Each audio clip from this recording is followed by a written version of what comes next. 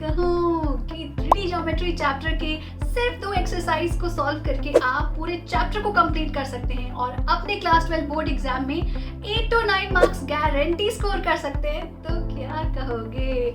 जी हाँ बच्चों, मैंने पिछले 10 साल के क्वेश्चन पेपर्स को एनालाइज करके निकाले हैं 4 most important topics of 3D geometry, जिससे आप ये पूरा चैप्टर ना एग्जाम में फोड़ के आ सकते हो। सो बच्चों, अपने 9 मार्क्स को इंश्योर करने के लिए इस वीडियो को पूरा एंड तक देखिए, जिसमें हम कवर करने वाले हैं most important 4 topics of 3D geometry along with practice of all the questions which have been asked in last 5 years from 3D geometry। and एक सीक्रेट बता रही हूँ, जितने शॉर्टकट टिप्स एंड ट्रिक्स है ना वो सारे मैंने बता दिए हैं इस सिंगल वीडियो में, जो आपको पूरे इंटरनेट पे ना कहीं नहीं मिलेंगे। ठीक है, तो आज का ये वीडियो देख लिया ना तो आपके 9 मार्क्स एग्जाम में पक्का है, गारंटीड। तो चलो मिल के मचाते हैं।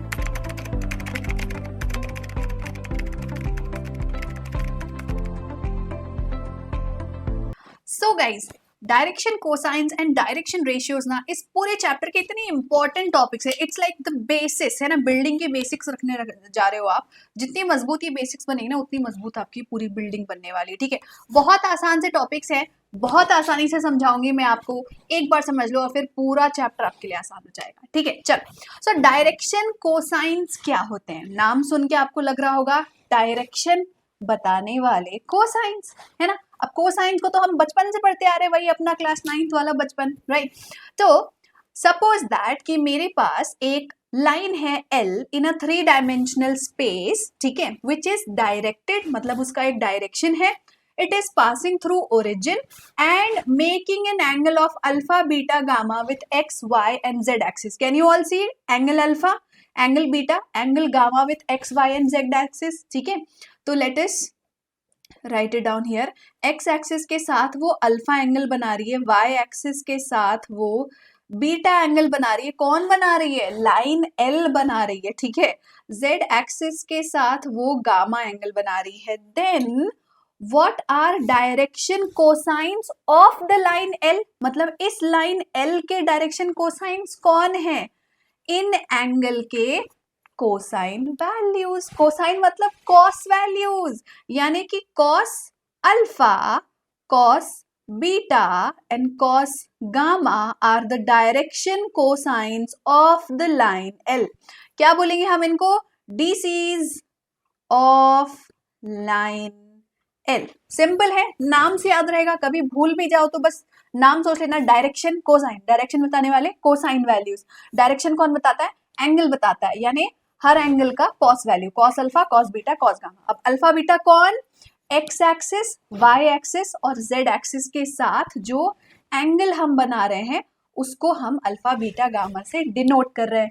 सिंपल। चलिए, अब कॉपी पेन अपना साथ में रखिएगा, क्योंकि मैं बहुत इंपॉर्टेंट पॉइंट्स आपको बताने वाली हूँ जो आपको पूरे यूट्यूब पे ना कोई टीचर नहीं बताएगा। ठीक है, बहुत सी सारे important shortcut tricks and important points बताऊंगी नोट्स के फॉर्म में, तो उसे साथ साथ में लिखते जाओ। ठीक है, क्योंकि वो काम आएंगे आगे। आप जब क्वेश्चन सॉल्व करोगे ना, प्रीवियस ईयर बोर्ड क्वेश्चन करोगे, तब आपको देखना हर एक पॉइंट वहां पे काम आएगा। ठीक है, चलो। Now next important point about direction cosine is कि हमने इसके डेफिनेशन में पढ़ा डायरेक्टेड लाइन। ऐसा क्यों बोला हमने? क्योंकि लाइन क्या होता है बच्चों? लाइन जो होता है वो यूनिडायरेक्शनल होता है, वो दोनों डायरेक्शन में एक्सटेंड करता है, माइनस इन्फिनिटी से प्लस इन्फिनिटी, है ना। तो अब अगर मुझे कोसाइन ऑफ एंगल्स निकालना है तो आप खुद सोचो कि अगर लाइन दोनों डायरेक्शन में जा रहा है तो हर एक्सिस के साथ 2-2 एंगल बनाएगा ना। कौन से 2-2 एंगल? एक तो अभी हमने पढ़े अल्फा बीटा गामा, दूसरा क्या होगा? पाई माइनस अल्फा, इसका कोसाइन, पाई माइनस बीटा, इसका कोसाइन, पाई माइनस गामा, इसका कोसाइन, है ना। 180 डिग्री क्या होता है? मान लो आप सप्लीमेंट्री एंगल याद है, लीनियर पेयर याद है, हमने पढ़ा था कि एक एंगल अगर अल्फा है तो दूसरा क्या होगा? उसका जोड़ीदार क्या होगा? उसका सप्लीमेंट्री क्या होगा? पाई माइनस अल्फा, है ना।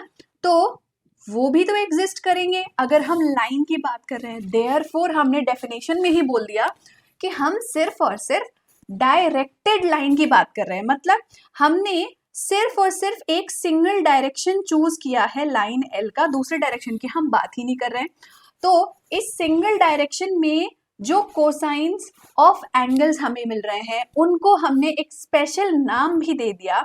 हमने बोला कि हम pi minus alpha, pi minus gamma को कंसिडर नहीं करेंगे, हम सिर्फ और सिर्फ कॉस अल्फा, कॉस बीटा और कॉस गामा की बात करेंगे, हमें सिर्फ उनसे मतलब है। और उनको चलो एक शॉर्टकट नाम दे देते हैं हम, एल, एम एंड एन। ठीक है, तो cos alpha, cos beta, cos gamma को दूसरे नाम से भी जाना जाता है एल एम एन। इस पूरे चैप्टर में आप एल एम एन हर जगह यूज करने वाले हैं, तो कंफ्यूज बिल्कुल भी मत होइएगा। जल्दी से कॉपी पेन निकालिए और नोट डाउन कर लीजिए कि what is L M N. So basically your cos alpha, cos beta and cos gamma values are L M N. ठीक है, ओके। अब इसके साथ साथ एक इंपॉर्टेंट प्रॉपर्टी नोट करिए फटाफट से। For direction cosines, the sum of square is always equal to 1. याद रहेगा, in a 3D space for a directed line, sum of squares of direction cosines is equal to 1. Note कर लिया सबने? ठीक है, पहली चीज हमने क्या नोट की, डायरेक्शन कोसाइंस क्या होते हैं, जो लाइन हमारे एक्सिस के साथ एंगल बनाता है उनकी कॉस वैल्यूज है ना, उनकी कोसाइन वैल्यूज। नेक्स्ट, उन्हीं कोसाइन वैल्यूज को हम दो सेट्स होते हैं हमारे पास बेसिकली, तो हम दो सेट में से सिर्फ एक सेट को कंसिडर करते हैं। ये पाई माइनस अल्फा वाले सेट को हम कंसिडर नहीं करते हैं, सिर्फ cos alpha, cos beta, cos gamma से हमें मतलब है। और उनको हमने एक शॉर्ट फॉर्म नाम दे दिया एल एम एन, और उसकी एक स्पेशल प्रॉपर्टी भी हमने नोट डाउन कर ली कि L square plus M square plus N square is always equal to 1। ठीक है, सबको क्लियर है डायरेक्शन कोसाइंस क्या होंगे? चलिए, अब उनके डेफिनेशन में आपने एक और टर्म पढ़ा होगा, और directed line L passing through the origin, है ना। So what if our line is not passing through origin? चलिए मान लेते हैं कि मेरे पास एक लाइन है ए बी, है ना, और ए बी जो है वो ओरिजिन से तो पास ही नहीं हो रहा। यहाँ पे आपको मैं एक और इम्पॉर्टेंट चीज सिखाने जाने वाली हूँ, जो बहुत सारे क्वेश्चंस में आप इस प्रॉपर्टी को यूज करोगे। सो राइट इट डाउन। जब भी हमारी लाइन ओरिजिन से पास नहीं कर रही है तो कोई टेंशन की बात नहीं है, हम एक पैरेलल लाइन बनाएंगे which is passing through origin, और फिर इस पैरेलल लाइन के डायरेक्शन कोसाइंस निकालेंगे। Why? Because there is a special property कि जितने भी पैरेलल लाइंस होते हैं उनके डायरेक्शन कोसाइंस सेम होते हैं। ठीक है, तो सपोज करिए कि हमने लाइन एल ड्रॉ किया है parallel to line A B, so direction cosine of line L will be equal to direction cosine of line AB always। दुनिया में जितनी पैरेलल लाइंस हैं उनके डायरेक्शन कोसाइन सेम है। अब ये इंपॉर्टेंट क्यों है, आप जितने प्रीवियस ईयर क्वेश्चन पेपर से क्वेश्चन उठा के देखोगे ना, आप आगे जब इक्वेशन ऑफ लाइन बनाओगे या फिर शॉर्टेस्ट डिस्टेंस फाइंड आउट करोगे, कई बार वो आपको बोल देगा कि हमारे पास एक वेक्टर है जो इस लाइन के पैरेलल है, हमारे पास एक लाइन है जो गिवन लाइन के पैरेलल है। वहां पे आप कंफ्यूज होगे कि यार मैंने लाइन का कोसाइन निकालना तो सीखा था, पर अब ये तो पैरेलल बोल दिया, तो यहाँ कुछ अलग होगा क्या? कुछ अलग नहीं होगा। आप सिंपली याद रखो कि जितनी लाइंस या फिर जितने वेक्टर एक दूसरे से पैरेलल होते हैं उनके डायरेक्शन कोसाइंस सेम होते हैं। याद रहेगा सबको। तो डायरेक्शन कोसाइन के बारे में हमने क्या क्या पढ़ा कि they are nothing but cos value of the angles. दूसरी चीज, कॉस के दो सेट होते हैं, एक अल्फा एक पाई माइनस अल्फा, तो हम सिर्फ अल्फा वाली वैल्यूज को कंसिडर करते हैं जिसको हम LMN बोलते हैं, और उसकी एक स्पेशल प्रॉपर्टी होती है L square plus M square plus N square is equal to 1। And तीसरा, जितनी भी पैरेलल लाइंस या पैरेलल वेक्टर्स होते हैं उनके डायरेक्शन कोसाइंस हमेशा सेम होते हैं। तो हमें टेंशन लेने की जरूरत नहीं है। अगर हमारी लाइन का डायरेक्शन कोसाइन हमें नहीं पता है तो पड़ोस वाली पैरेलल लाइन का हम अगर पता है तो भी काम चल जाएगा। ठीक है, तो पड़ोसी तभी तो काम आते हैं हमारे, कभी ना कभी, कहीं ना कहीं। ओके, चल अब एक प्यारा सा प्रीवियस ईयर क्वेश्चन देखते हैं बेस्ड ऑन दिस कॉन्सेप्ट। सो मजे की बात यह है बच्चों कि पिछले 10 साल का पेपर अगर आप एनालाइज करोगे ना, तो आपको ये देखने को मिलेगा कि 1 मार्क्स के जो भी क्वेश्चन आते हैं ना इस चैप्टर से, वो सिर्फ और सिर्फ डायरेक्शन कोसाइन, डायरेक्शन रेशियो और इक्वेशन ऑफ लाइन से आते हैं। And mostly it's like 80% of them are direction cosine and direction ratio से। ठीक है, तो 1 मार्क्स तो हमारा अभी गारंटी हो जाने वाला है ना। हर टाइप के क्वेश्चन आपको करवाने वाली हूँ, उसके अलावा किसी टाइप का क्वेश्चन आपसे पूछा ही नहीं जाएगा, टेंशन लो, ठीक है। चलो सबसे पहला सिंपल क्वेश्चन, ऐसा क्वेश्चन आपके एनसीईआरटी में भी है और दिल्ली 2019 के पेपर में भी पूछा गया है। If a line makes an angle 90, 135, 40 with X Y and Z axis, find its direction cosine. हमें दिया क्या है क्वेश्चन में, है ना। मैथ्स के किसी भी क्वेश्चन को हम कैसे अप्रोच करते हैं, गिवन से स्टार्ट करते हैं ना। तो यहाँ पे गिवन क्या क्या है, अल्फा, ये है बीटा, ये है गामा। पूछा क्या है, डीसी की वैल्यू पूछिए, है ना। डायरेक्शन कोसाइंस की वैल्यू पूछिए। डायरेक्शन कोसाइंस क्या होता है, so direction cosines of a line. जहां भी मैं डीसी लिखूं प्लीज समझ जाना, डायरेक्शन कोसाइंस की बात कर रही हूँ, मार्वल वाले डीसी की बात नहीं कर रही हूँ मैं, ठीक है। So what are direction cosines of a line, they are nothing but cos alpha, that is cos 90 degree. cos 90 degree की वैल्यू 0, cos बीटा यानी कि cos 135 डिग्री, किसको किसको याद है 135 कैसे निकालते हैं, pi minus 45, so it is -1/√2। Lastly cos 45 यानी कि हमारा cos gamma, cos gamma, so it is cos 45 degree, that is 1/√2. That's it, that's our answer for 1 marks and इतना ही लिखना है आपको, और कुछ लिखने की जरूरत नहीं है। 1 मार्क्स के क्वेश्चन में कोई फॉर्मूला, कोई रेफरेंस देने की जरूरत नहीं होती है, डायरेक्ट आंसर लिख के आओ, फुल मार्क्स मिलेगा, ठीक है। Very similar question using our second property. याद करो एक सेकेंड प्रॉपर्टी हमने क्या पढ़ी थी। इस क्वेश्चन ने बोला कि एक लाइन है, वो एक्स एक्सिस के साथ 90 डिग्री बना रहा है, वो वाई एक्सिस के साथ 60 डिग्री बना रहा है, लेकिन वो जेड एक्सिस के साथ कितना एंगल बना रहा है हमें नहीं पता, है ना। So they are asking you कि जेड एक्सिस से वो कितना एंगल बना रहा है, कैसे निकालेंगे। देखो अब हमें पता है कि L is basically cos alpha, है ना, direction cosines L cos alpha होता है। कॉस अल्फा क्वेश्चन में दिया है cos 90 डिग्री, cos 90 डिग्री होता है 0।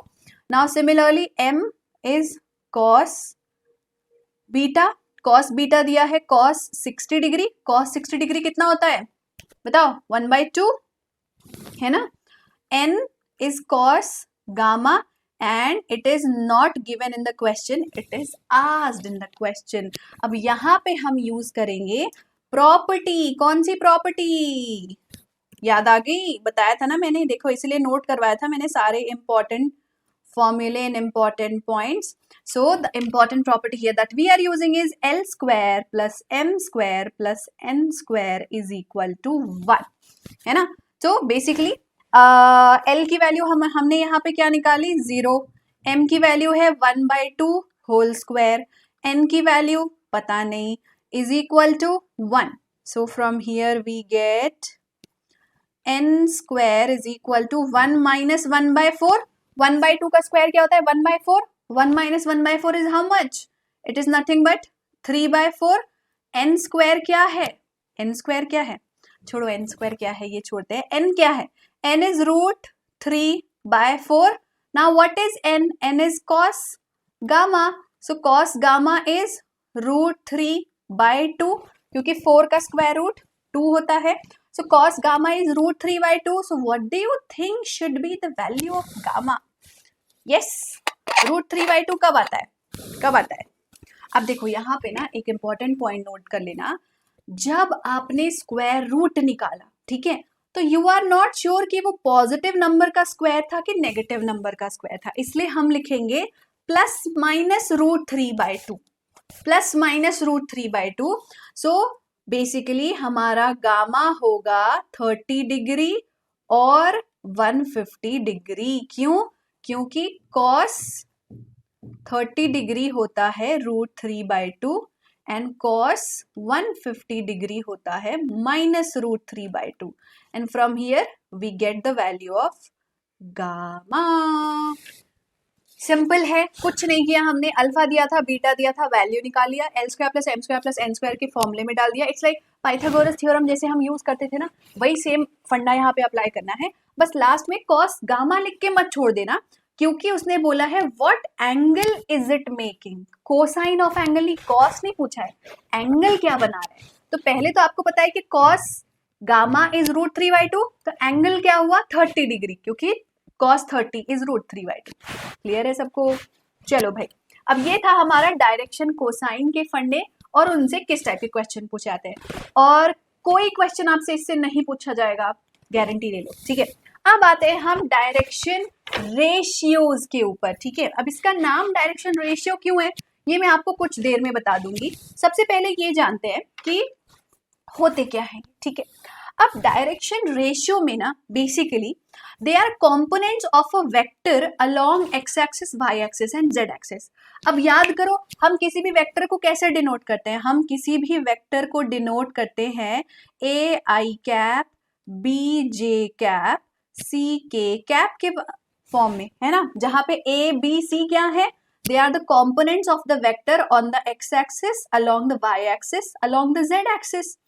अब यहाँ पे सिंपली अगर आपके पास कोई वेक्टर है और उसके कंपोनेंट्स आपको पता है along x, y and z axis, so the direction ratios of this vector will be nothing but a, b and c, ठीक है। नाउ सिमिलरली अभी हमने एक सिंगल पॉइंट की बात की, एक पॉइंट के पोजीशन वेक्टर की बात की। अब मान लो हमारे पास दो पॉइंट्स है, तो हम क्या करेंगे, मान लेते हैं कि हमारे पास दो पॉइंट है x1 y1 z1, x2 y2 z2। तो इसका वेक्टर कैसे बनेगा, दो पॉइंट्स को ज्वाइन करने वाली लाइन का वेक्टर फॉर्म क्या होता है, याद करिए x2 minus x1 i cap plus y2 minus y1 j cap plus z2 minus z1 k cap, यही होता है position vector for a line joining two points. अब मैंने क्या बोला, जो i कैप वाला जो उसका कंपोनेंट है, जो j कैप वाला कंपोनेंट है, जो k कैप वाला कंपोनेंट है, वही डायरेक्शन रेशियो होता है। यानी अगर मेरे पास दो पॉइंट्स हैं तो उससे मैं डायरेक्शन रेशियो कैसे लिख सकती हूँ, simply x2 minus x1, y2 minus y1 and z2 minus z1, ये हो गए मेरे डायरेक्शन रेशियोज, ठीक है। So basically direction ratios of a line are nothing but the components along the X Y and Z axis, ठीक है। अब यहाँ पे दो इंपॉर्टेंट पॉइंट फटाफट से नोट करिए, आगे काम आने वाला है। फर्स्ट, डायरेक्शन रेशियोज जो है वो किसी भी लाइन के इनफाइनाइट होते हैं, क्यों, क्योंकि हर डायरेक्शन रेशियो एक दूसरे से प्रोपोर्शनल होता है। मतलब मान लेते हैं आपने ए बी सी की वैल्यू निकाल दी, ठीक है। अब अगर आप 2 times of A, 2 times of B, 2 times of C निकालोगे ना, ये भी उसी लाइन का डायरेक्शन रेशियो होगा।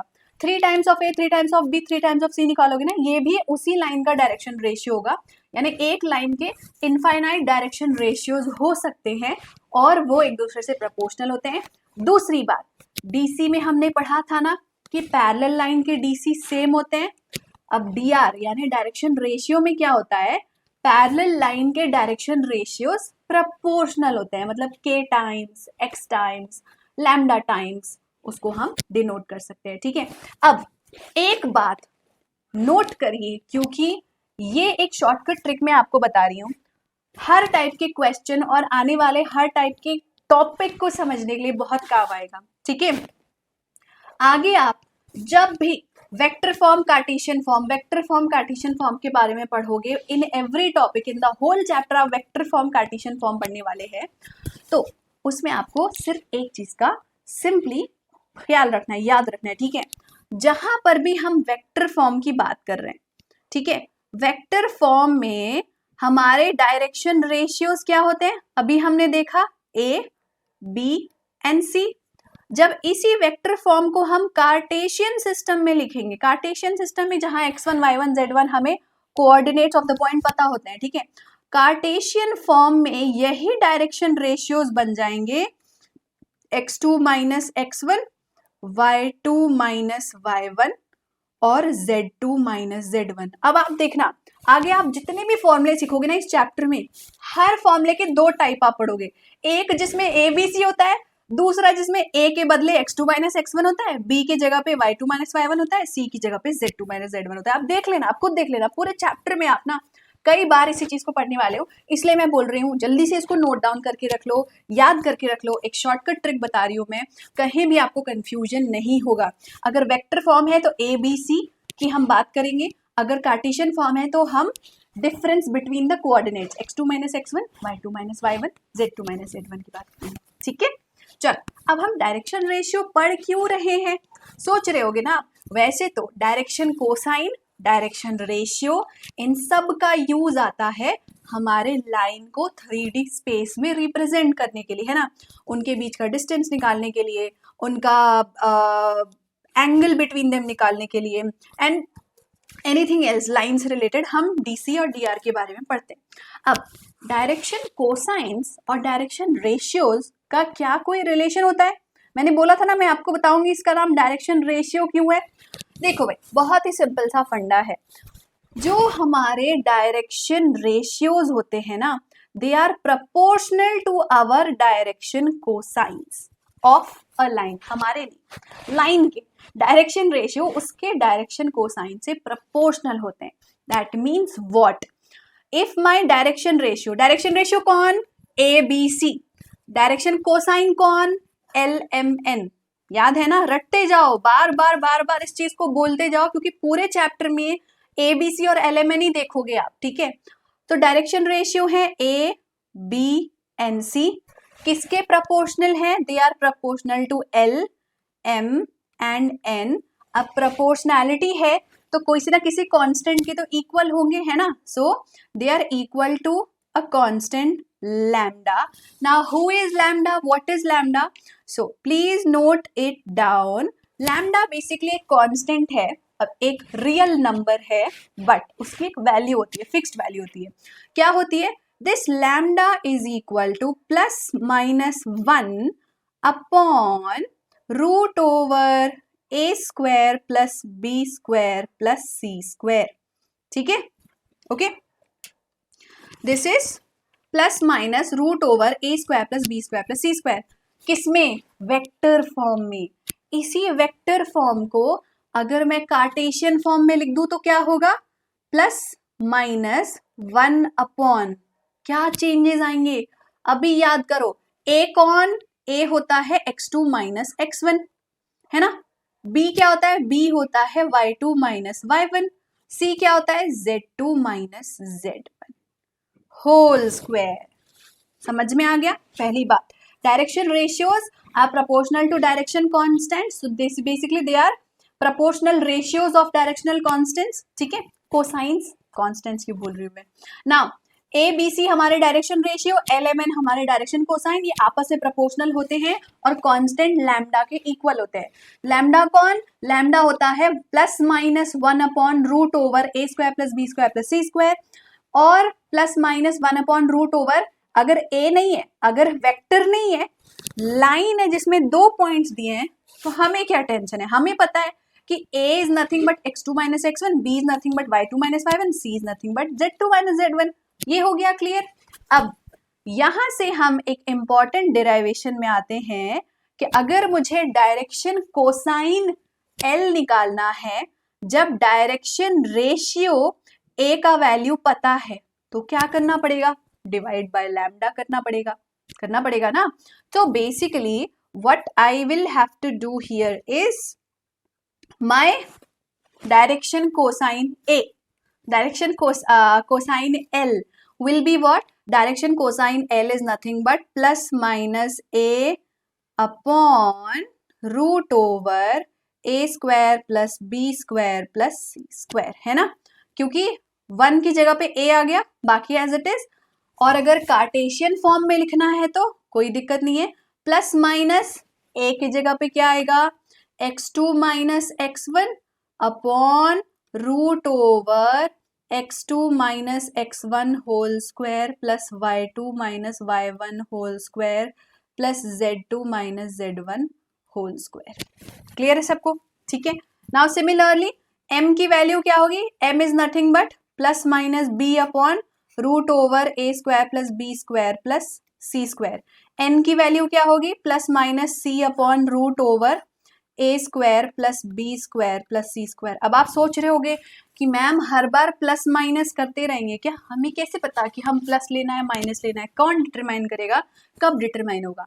तो अगर आपको क्वेश्चन में मिले कि अल्फा बीटा गामा या फिर direction cosines direction ratios are with positive direction of axis, हर एक्सिस का पॉजिटिव और नेगेटिव डायरेक्शन होता है ना, तो आप प्लस लोगे। अगर वो बोलेगा with negative direction of axis तो आप माइनस लोगे। ठीक है, टेंशन नॉट, अभी एक क्वेश्चन करते हैं और आपके सारे डाउट्स सॉल्व करते हैं। ठीक है, अब डायरेक्शन रेशियो और डायरेक्शन कोसाइन से रिलेटेड जितने क्वेश्चन आज तक पिछले 10 सालों में पूछे गए ना, सब सॉल्व करके देखते हैं। ठीक है, ऑफ कोर्स जो रिपीटेड है वो नहीं करेंगे, बट जो यूनिक है उनको सॉल्व करते हैं। चलो, पहला question, if a line has direction ratios 2, -1 and -2, determine it direction cosines. Direction ratio कौन होते हैं, A B C. Direction cosines कौन होते हैं, एल एम एन। तो क्वेश्चन में क्या पूछा है, क्वेश्चन ने पूछा है एल की वैल्यू, एम की वैल्यू, एन की value given A B C. So simple, अभी अभी हमने फॉर्मूला पढ़ा, L is nothing but A upon root over A square plus B square plus C square. अब वेट अ मिनट, 1 मार्क्स का question है, question ने mention नहीं किया है कि पॉजिटिव डायरेक्शन है या नेगेटिव डायरेक्शन है। आपको पता होगा मैथमेटिक्स में जहां पे भी मेंशन नहीं होता है हम पॉजिटिव ही अज्यूम करते हैं हमेशा, हर जगह। ठीक है, तो A upon root over A square plus B square plus C square कर लिया, वैल्यू पुट करो। ए की वैल्यू क्या है 2, root over 2 square plus -1 square plus -2 square. So this is nothing but, yeah, so this is nothing but 2 upon root over 4 plus 1 plus 4. So this is 2 upon root over 9 and that is 2/3. 2/3 हो गया L की value. Similarly M की value निकालिए, M की value क्या होती है, B upon root over A square plus B square plus C square, है ना। B की वैल्यू क्या है -1। अभी हमने root over A square B square C square की वैल्यू निकाली ना, क्या था, रूट ओवर 9 था, तो this will be -1/3। Similarly N की वैल्यू हमने क्या निकाली, C upon root over A square plus B square plus C square. C की वैल्यू क्या है, -2 upon root over 9, so this is nothing but -2/3. That's your answer. 2012 में पूछा गया था 1 मार्क्स का, आपके NCERT में भी सिमिलर क्वेश्चन दिया हुआ है। देखा, NCERT से भी क्वेश्चन आते हैं बोर्ड एग्जाम में। चलो नेक्स्ट क्वेश्चन, 2 पॉइंट्स दिए हैं, उनका डायरेक्शन कोसाइन पूछा है। सिखाया था ना मैंने, डायरेक्शन कोसाइन या फिर डायरेक्शन रेशियो निकालना है आपको, तो सिर्फ ABC से काम नहीं चलेगा, कभी कभी आपको x2 x1 y2 y1 z2 z1 भी दे सकता है ना। तो यहाँ पे what is direction cosine, cosine यानी LMN की बात कर रहा है। दिया क्या है, दिया है x1 y1 z1 x2 y2 z2। तो सबसे पहले ना बड़े बड़े फॉर्मूले अगर बार बार नहीं लिखना चाहते हो तो इस टाइप के क्वेश्चन में आप ऐसे मेंशन कर दो कि लेट मेरा पॉइंट A है 1 0 0, ठीक है, और मेरा पॉइंट B है 0 1 1, ठीक है। अब अगर आपको निकालना है क्या, अगर आपको निकालना है AB का वैल्यू, है ना, बेसिकली आप जो डिनोमिनेटर में रखते हो वो क्या होता है, x2 - x1 का होल स्क्वायर, y2 - y1 का होल स्क्वायर, z2 - z1 का होल स्क्वायर लिखते हो ना। तो AB here is nothing but square root of x2 - x1 whole square plus y2 - y1 whole square plus z2 - z1 whole square. अब इसको calculate कर लो आप पहले ही, ताकि आपको बार बार ना लिखना पड़े, है ना। So this is x2 - x1 क्या होगा, root over 0 - 1 whole square plus y2 1 y1 0 1 - 0 whole square plus 1 - 0 whole square. So this is root over 1 + 1 + 1 and that is nothing but √3। ये हमने निकाल लिया। अब आप लिखिए कि L direction cosine L is nothing but x2 - x1 upon AB, क्योंकि AB क्या है, root over x2 minus x1 whole square, यही तो फॉर्मूला था हमारा, है ना. So this is nothing but what is x2 minus x1, 0 minus 1 upon root 3. So this is minus 1 by root 3. Similarly m की वैल्यू क्या है, y2 minus y1 upon ab. y2 minus y1 क्या होगा, 1 minus 0 upon root 3, that is 1 by root 3. Similarly n की value क्या होगी, z2 minus z1 upon AB. z2 minus z1 क्या है, 1 minus 0 upon root 3, that is 1 by root 3. Understood all of you, clear. 1 marks का question है, lengthy है, थोड़ा सा लेंदी है, मतलब 1 मार्क्स का लगता नहीं है, बट हाँ पिछले कई सालों में सिर्फ और सिर्फ डायरेक्शन रेशियो और डायरेक्शन कोसाइन के ऊपर 1 मार्क्स से क्वेश्चन आए हैं. तो आपको इन कॉन्सेप्ट से बिल्कुल थरो होना पड़ेगा, क्योंकि 1 मार्क्स भी क्यों लूज करना है ना, हम तो 100 आउट ऑफ 100 लाएंगे, राइट. चलो भाई, एक और इंटरेस्टिंग सा क्वेश्चन जो CBSE 2019 में पूछा गया था, जो डायरेक्ट क्वेश्चन नहीं है बट फॉर्मूला बेस्ड ही है, ठीक है. क्वेश्चन ने बोला फाइंड द डायरेक्शन कोसाइन, यानी LMN की वैल्यू निकालो for a line which makes equal angle with the coordinate axis. इस लाइन का मतलब क्या हुआ, इस लाइन का मतलब हुआ कि alpha is equal to beta is equal to gamma. कोई टेंशन की बात नहीं है. So first of all we will write कि it is given that alpha is equal to beta is equal to gamma. This implies that cos alpha will be equal to cos beta will be equal to cos gamma. This implies that L is equal to M is equal to N, क्योंकि cos alpha cos beta cos gamma क्या है, LMN.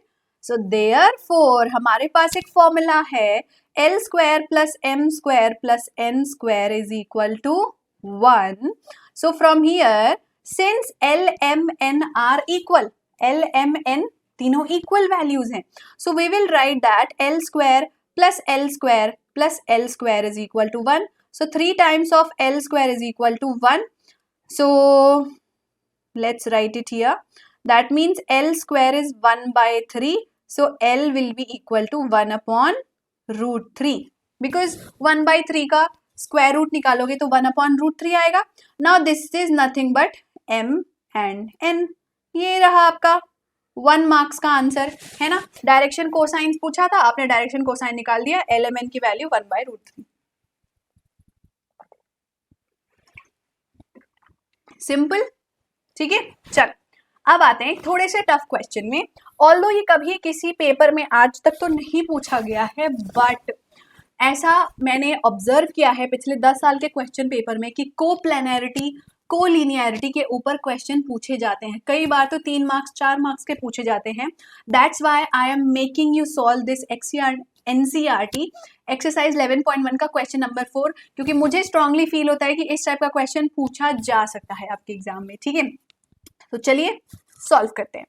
Question ने बोला है कि आपके पास 3 point हैं, आपको शो करना है कि वो कोलिनियर है. कोलिनियर का मतलब क्या होता है बच्चों, कोलिनियर का मतलब होता है कि आपके तीनों पॉइंट सेम लाइन पे लाई कर रहे हैं. They are lying on the same point, all the points are lying on the same line, ठीक है. तो जब भी आपको कोलिनियरिटी प्रूव करनी होती है ना 3 पॉइंट्स की, तो हमने जैसे मान लेते हैं, अज्यूम कर लिया कि ABC हमारे पास 3 पॉइंट्स है, ठीक है. ये A है, ये B है, ये C है, ठीक है. अब इसकी कोलिनियरिटी प्रूफ करनी है. प्रूफ करना है कि ये तीनों एक लाइन पे लाई कर रहे हैं. तो ये कैसे प्रूफ होगा, ये तभी प्रूफ हो पाएगा ना कि अगर आप लाइन AB और लाइन BC के डायरेक्शन कोसाइंस को सेम प्रूफ कर दो, डायरेक्शन रेशियोज को सेम प्रूफ कर दो, है ना. तो चलो भाई, तो अज्यूम कर लेते हैं कि हमने इसको पॉइंट A, इसको पॉइंट B, इसको पॉइंट C मान लिया, ठीक है. तो जब हमने इसको ABC मान लिया तो सबसे पहले हम निकालते हैं AB वेक्टर, ठीक है. AB वेक्टर का डायरेक्शन कोसाइंस और डायरेक्शन रेशियोज निकालिए, क्या होगा.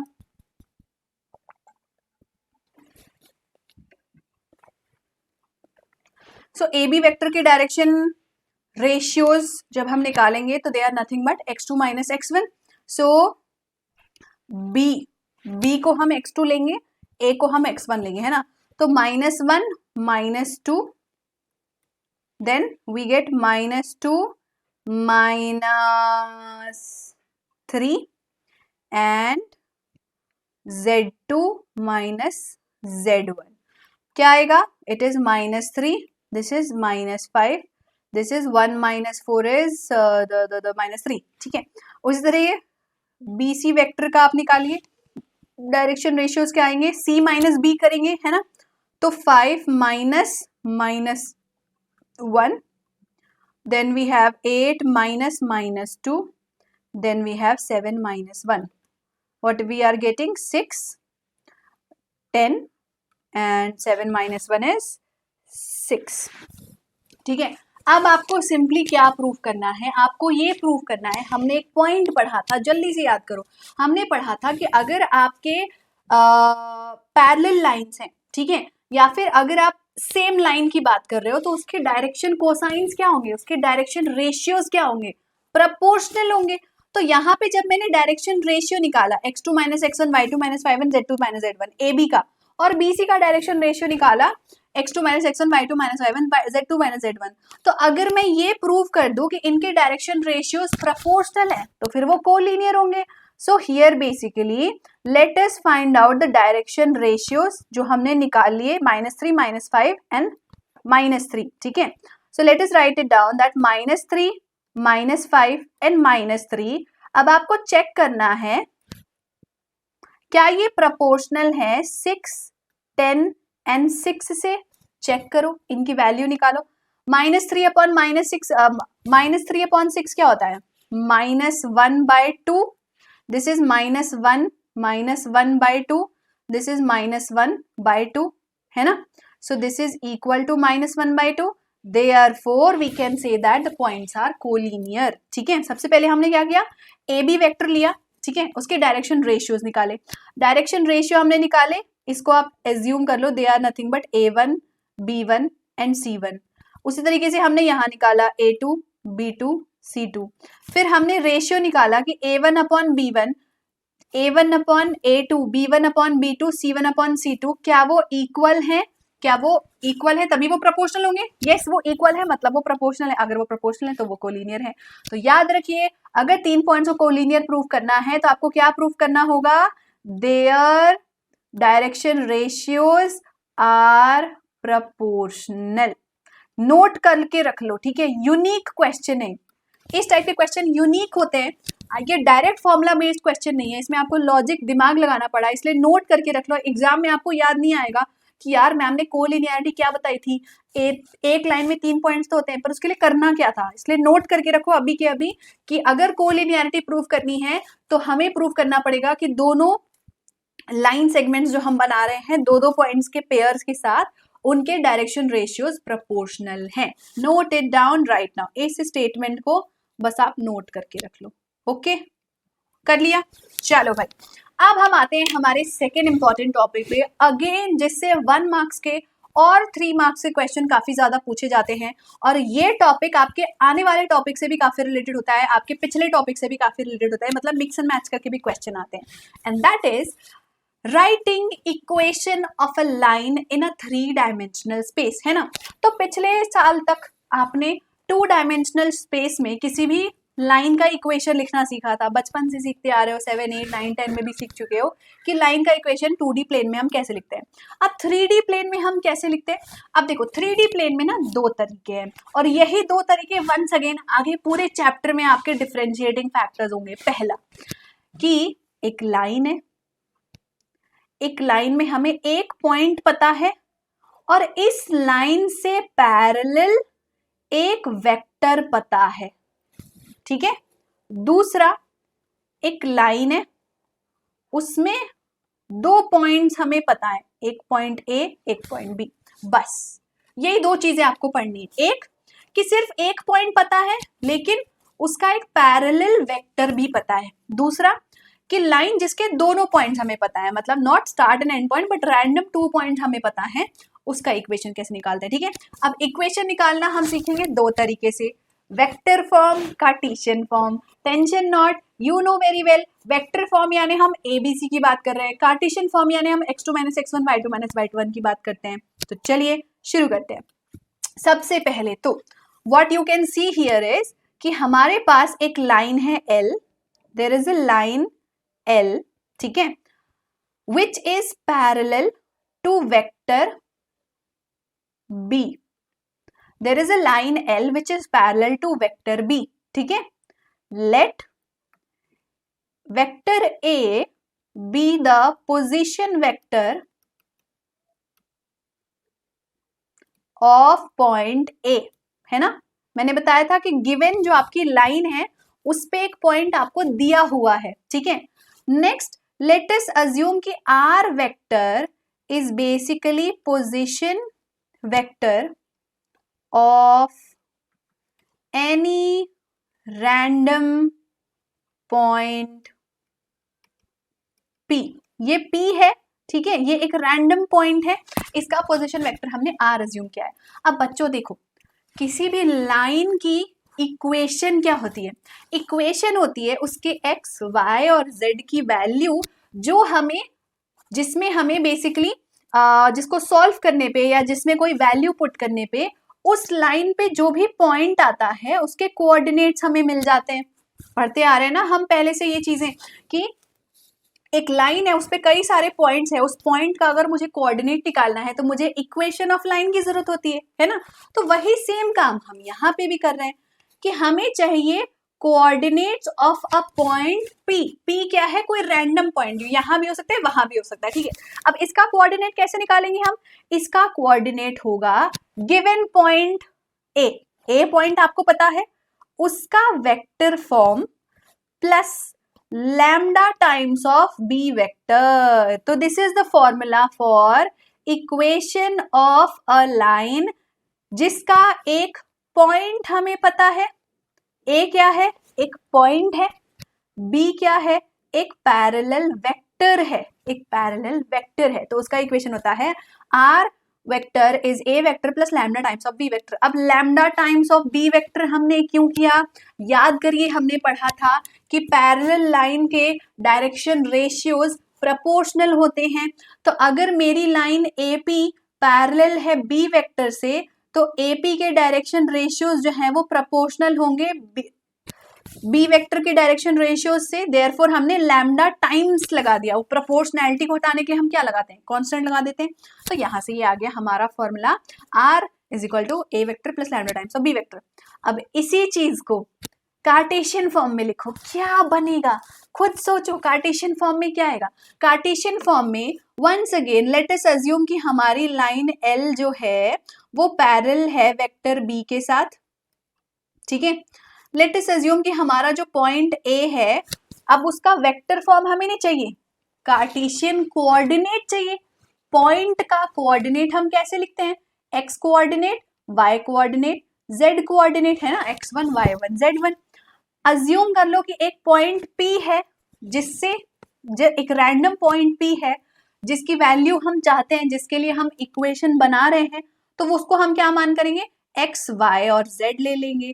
So from here we get the formula that if line L is parallel to a vector V and given point A, then the equation of line is obtained as, अब हाँ इसमें एक और चीज मैं मेंशन कर देती हूँ। ये वेक्टर B क्या है? ये वेक्टर B जो है ना वेक्टर फॉर्म में होगा, तो this is nothing but A I cap, B J cap, C K cap. ABC क्या है? इस वेक्टर के डायरेक्शन रेशियोज हैं, है ना। सो बेसिकली मेरी लाइन की इक्वेशन बनेगी x माइनस x1 अपॉन उसका direction ratio is equal to y minus y1 upon direction ratio z minus z1 upon direction ratio. अब क्योंकि हमने फॉर्मूला पढ़ा था कि डायरेक्शन रेशियो और डायरेक्शन कोसाइन प्रोपोर्शनल होते हैं, तो क्या मैं ABC की जगह पे LMN लिख सकती हूँ? हाँ मैं लिख सकती हूँ। तो ये दोनों फॉर्मूले एक दूसरे के भाई भाई हैं, ठीक है। तो तू भी चलेगा, तू भी चलेगा, दोनों फॉर्मूले चलेंगे। डिनोमिनेटर में ABC भी हो सकता है, LMN भी हो सकता है, क्योंकि दोनों तो प्रोपोर्शनल होते हैं, तो हमें कोई फर्क नहीं पड़ता, ठीक है। तो फॉर्मूला हमारा बना x minus x1 upon a, y minus y1 upon b, z minus z1 upon c। अब यहाँ पे x1 y1 z1 क्या है? हमारा पॉइंट। ABC क्या है? हमारा वेक्टर, ठीक है जी। अब इसी चीज को ना जो मैंने शुरुआत में आपको बताया था कि वेक्टर दिया होगा तो ABC होगा, दो पॉइंट दिए होंगे तो x2 माइनस x1 होगा। तो क्या लगता है अब जो हम पढ़ेंगे कि equation of a line passing through two given point. तो यहाँ पे क्या बदलाव आएगा? अरे कुछ बदलाव नहीं आएगा, जहां ए बी सी था वहां x2 माइनस x1 लिख देंगे। हम शुरू से पढ़ते आ रहे हैं इस चैप्टर में, इसलिए मैंने आपको नोट करने बोला था कि हर जगह हम यही काम करने वाले हैं, ठीक है।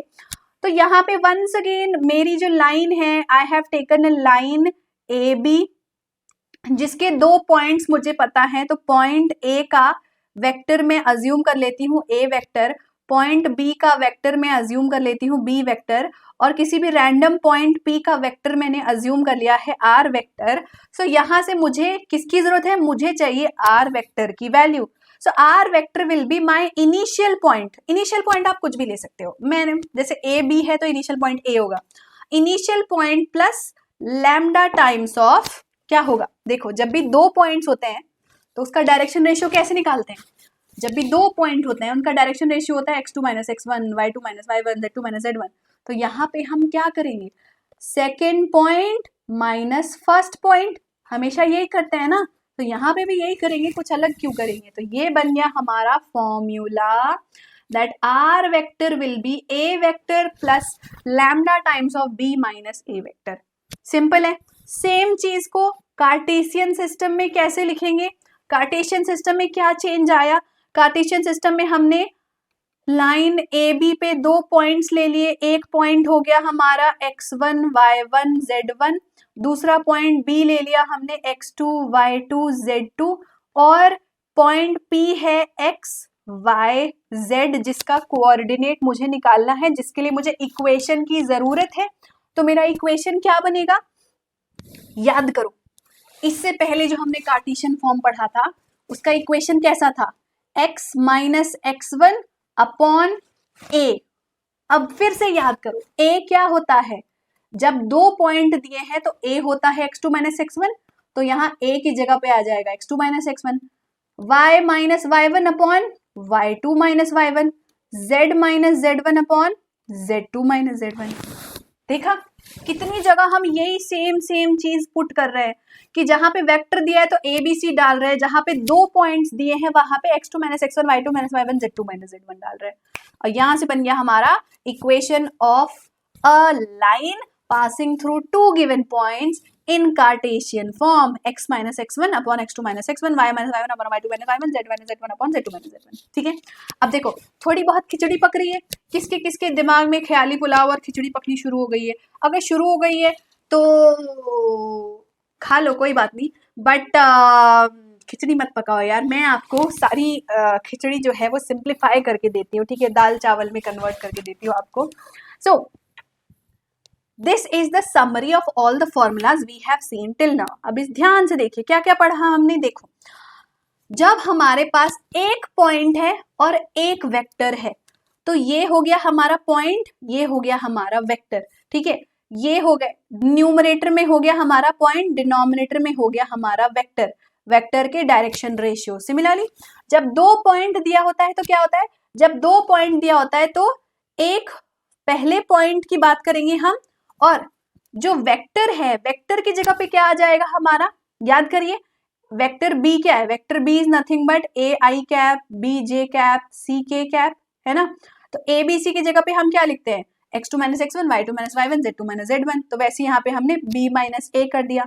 उसी तरीके से यहाँ पे हमारे डिनोमिनेटर में a b c था, जब हमें 2 पॉइंट्स पता है तो a b c की जगह पे क्या हो जाएगा? x2 minus x1, y2 minus y1, z2 minus z1 हो जाएगा, है ना। ठीक है, तो इस चार्ट का आप स्क्रीनशॉट ले लो, नोट डाउन कर लो, नोट्स बना लो। याद क्या रखना है आपको? जहां पे भी सिंगल पॉइंट और पैरेलल वेक्टर की बात हो रही है तो ए बी सी, जहां पे 2 पॉइंट्स दिए हैं, कोई पैरेलल वेक्टर की जरूरत नहीं है हमें, यहाँ पर 2 पॉइंट दिए हैं तो x2 minus x1, y2 minus y1, z2 minus z1। याद रहेगा सबको? ठीक है, तो ये हो गया कार्टेशियन फॉर्म में और वेक्टर फॉर्म में इक्वेशन ऑफ अ लाइन। अब क्वेश्चन लगाते हैं, बहुत डिफरेंट टाइप ऑफ क्वेश्चंस बनते हैं इस टॉपिक से। 1 मार्क्स, 3 मार्क्स, 4 मार्क्स के क्वेश्चन आते हैं। Let's solve all of them. चलिए, हर टाइप के क्वेश्चन करवाऊंगी, मैं बार बार बोल रही हूँ, हर टाइप के क्वेश्चन कराऊंगी। इस पूरे वीडियो को अगर आपने देख लिया ना तो आज के बाद आपको 3D ज्योमेट्री के लिए ना एनसीईआरटी, ना आर डी शर्मा, ना आर एस अग्रवाल, कोई बुक खोलने की जरूरत नहीं है, गारंटी है मेरी। ठीक है, इस वीडियो को एंड तक देखो, लिटरली आपको किसी बुक को खोलने की जरूरत नहीं पड़ेगी, आपका 3D ज्योमेट्री कंप्लीट है। आप बुक बंद करके, इस चैप्टर को बंद करके आराम करो, मजे करो, दूसरे चैप्टर पढ़ो, ठीक है। चलो भाई, हर टाइप के क्वेश्चन करेंगे और याद रखना फॉर्मूला चीट शीट समरीज बीच बीच में इंपॉर्टेंट पॉइंट्स में देते रहूंगी, तो आप कोई भी part of the video miss मत करना, क्योंकि मैंने ना एकदम इस चैप्टर का निचोड़ कर, पूरा निचोड़ कर इस एक वीडियो में डाल दिया है कि आपको इसके अलावा एक पॉइंट के लिए भी कहीं नहीं जाना है, ठीक है। ऐसी गारंटी आपको कोई नहीं देगा, ये वीडियो देगा, तो देख लो इस वीडियो को एंड तक, ठीक है। चल, question number 1, find the vector equation of a line passing through 2 given points. ठीक है भाई, वेक्टर इक्वेशन पूछा है, 2 पॉइंट्स दिए हैं, यानी ये है हमारा ए वेक्टर, ये है हमारा बी वेक्टर। तो कैसे निकालते हैं, जब 2 पॉइंट दिया होता है क्या होता है उसका इक्वेशन? उसका इक्वेशन होता है R vector is A vector plus lambda times of B vector minus A vector, है ना। तो ये ए पॉइंट ए हो गया, ये पॉइंट बी हो गया, ये पॉइंट ए हो गया। चलिए लिख दीजिए। अब पॉइंट ए को हम वेक्टर फॉर्म में कैसे लिखेंगे? Nothing but 3i cap 4j cap minus 7k cap, है ना। ये जो पॉइंट था उसको i j k के साथ लिख दिया और कुछ नहीं करना है ना। Plus lambda times of B vector क्या होगा? 1i cap minus 1j cap plus 6k cap minus, अभी तो हमने बी वेक्टर लिखा है ना, उसमें सब्ट्रैक्ट करेंगे हम ए वेक्टर को। तो ए वेक्टर वंस अगेन क्या है हमारा, इधर लिख देती हूँ थोड़ा, ठीक है, minus 3i cap 4j cap minus 7k cap. Simplify कर लो, आंसर आ गया, बस सिंप्लीफाई तो करना है। चलो, so here it is 3i cap 4j cap minus 7k cap plus lambda times of 1 minus 3 minus 2i cap minus 1 plus 4 नहीं, minus 1 minus 4 minus 5j cap 6 minus minus 7, so minus of minus 7 plus 7 हो जाएगा, तो 6 plus 7 13, सो 13k cap. ये answer हो गया, this is your answer. Understood everyone? चलो भाई, सो ये है आपका आंसर। बॉक्स में डाल देती हूँ ताकि कंफ्यूजन ना हो। This is your answer and 1 marks का आएगा ये क्वेश्चन, केवल 1 मार्क्स का आएगा, ठीक है। चलो, दिल्ली 2019 के पेपर में 1 मार्क्स का पूछा गया था, find the vector equation of a line which passes through 1 point and parallel to a vector. देखा, मैंने बोला था कि पैरेलल वेक्टर कई जगह आपका यूज आएगा, ठीक है। तो यहाँ पे पॉइंट दिया है, पैरेलल वेक्टर दिया है, कौन सा वाला इक्वेशन होगा? वेक्टर फॉर्म, जहां पे एक पॉइंट दिया है ए, तो ये है मेरा पॉइंट ए और ये है मेरा B vector. So A vector plus lambda times of B vector. A vector क्या होगा? 3i cap plus 4j cap plus 5k cap plus lambda times of B vector क्या है? 2ik cap plus 2jk cap, j cap minus 3k cap, ठीक है। That's it, बस यही करना था, मतलब पॉइंट और वेक्टर को जोड़ के लिख देना था, इसमें तो कुछ ऐड और सब्ट्रैक्ट भी नहीं करना है। यही है आपका answer, this is the equation of the line. एक लाइन का आंसर है भाई, ये लगता है कि हाँ 1 मार्क्स का इतना छोटा होना चाहिए, है ना, एक लाइन का आंसर होना चाहिए। अगला सवाल, a line which passes through the point with the position vector, क्या दिया है? पॉइंट दिया है जिसको हम जनरली a कैप बोलते हैं, and is in the direction of the vector। इसका क्या मतलब हुआ? एक लाइन जो गिवन लाइन के डायरेक्शन में, मतलब पैरेलल लाइन की बात कर रहा है, पैरेलल वेक्टर की बात कर रहा है। तो चलो भाई, पैरेलल वेक्टर दिया है, ये भी ठीक है। क्वेश्चन ने बोला है right the equation in Cartesian form. अब बच्चे क्या ना यहाँ पे कंफ्यूज हो जाते हैं कि मैम पॉइंट और वेक्टर तो वेक्टर फॉर्म में दिया है और इक्वेशन कार्टेशियन फॉर्म में पूछा है, तो अब क्या करें? कुछ नहीं, सेम काम करोगे, ठीक है। कार्टेशियन फॉर्म में क्या होता है formula? x minus x1 upon a, y minus y1 upon b, z minus z1 upon c। अब ए बी सी कौन, ए बी सी कौन, इसलिए उस टाइम पे मैं बोल रही थी ध्यान रखना, ए बी सी कौन, direction ratio of the parallel vector. ये जो वेक्टर है मेरे पास, इसके डायरेक्शन रेशियो ही तो ए बी सी होते हैं, यानी 1 1 and -2 are my A B C, है ना। So I can write here also कि ए बी सी क्या है, A B C is nothing but 1 1 and -2 and मेरा ए वेक्टर है मेरा पॉइंट, और पॉइंट को हम कार्टेशियन फॉर्म में क्या बोलते हैं, x1 y1 और z1। तो x1 y1 z1 ये हुआ, तो अब बस पुट कर दो। So basically okay, x minus x1 की वैल्यू क्या है 2 is equal to y minus y1 की वैल्यू क्या है -1, z माइनस z1 z की वैल्यू क्या है 4 अपॉन a की वैल्यू है 1, b की वैल्यू है 1, c की वैल्यू है -2। बस यही है आपका आंसर, दैट्स इट। 1 मार्क्स का क्वेश्चन है, और कुछ करने की जरूरत ही नहीं है, बस आपको x1 y1 z1 की वैल्यू पुट करनी है, a b c की वैल्यू पुट करनी है। याद रखो x1 y1 z1 कौन है, आपका गिवन पॉइंट, वेक्टर फॉर्म में दिया है तो भी कोई टेंशन नहीं है, जो i j और k वेक्टर है वही तो x1 y1 z1 होते हैं, और पैरेलल वेक्टर दिया है तो उसी का i j k उसका a b c होगा, डायरेक्शन रेशियो होगा, वैल्यू पुट किया, इक्वेशन निकालना है, कुछ सॉल्व नहीं करना, खत्म, ठीक है। चलो अनदर 1 मार्क्स का क्वेश्चन। अब यहां पे क्या किया, पॉइंट नहीं दिया है, पैरेलल वेक्टर नहीं दिया है, यहां पे आपको इक्वेशन दे दिया। क्या दिया है क्वेश्चन में, equation of a line is given in Cartesian form, you have to find out equation of the line in vector form. Cartesian form में इक्वेशन दे दिया, उस इक्वेशन से ही इक्वेशन बनाना है वेक्टर फॉर्म में। क्यों दिया ऐसा, क्योंकि हमें पता है अगर मुझे इक्वेशन को पहचानना आता है तो उस इक्वेशन से मैं पॉइंट और वेक्टर को अलग अलग कर सकती हूं ना। कैसे करूंगी, देखो ऑब्जर्व, मेरे पास कार्टेशियन फॉर्म में दिया है 3 - x/5 is equal to y + 4/7 is equal to 2z - 6/4, ये दिया है। सबसे पहले तो इसको स्टैंडर्ड फॉर्म में लाओ। स्टैंडर्ड फॉर्म क्या होता है, x - x1 y - y1 z - z1, यही होता है। तो स्टैंडर्ड फॉर्म में कैसे आएगा, 3 - x को मैंने लिख दिया x - 3 अपॉन -5, क्योंकि न्यूमरेटर का साइन चेंज किया है तो डिनोमिनेटर का चेंज करना पड़ेगा, इज इक्वल टू y + 4 को मैंने लिख दिया y - -4, क्योंकि y - y1 होता है ना, अपॉन 7 इज इक्वल टू, अब देखो 2 टाइम्स ऑफ z, अब मेरा जो स्टैंडर्ड फॉर्म है उसमें z होता है, 2 टाइम्स ऑफ z नहीं होता है, तो मैं न्यूमरेटर और डिनोमिनेटर को डिवाइड बाय 2 कर दूंगी, तो यह आएगा z - 3/2। अब क्या ये स्टैंडर्ड फॉर्म में है, यस, अब ये स्टैंडर्ड फॉर्म में आ गया। क्या अब आप पहचान सकते हो ए बी सी कौन, x1 y1 z1 कौन, हाँ ये है x1, ये है y1, ये है z1, ये है A, ये है B, ये है C, ठीक है।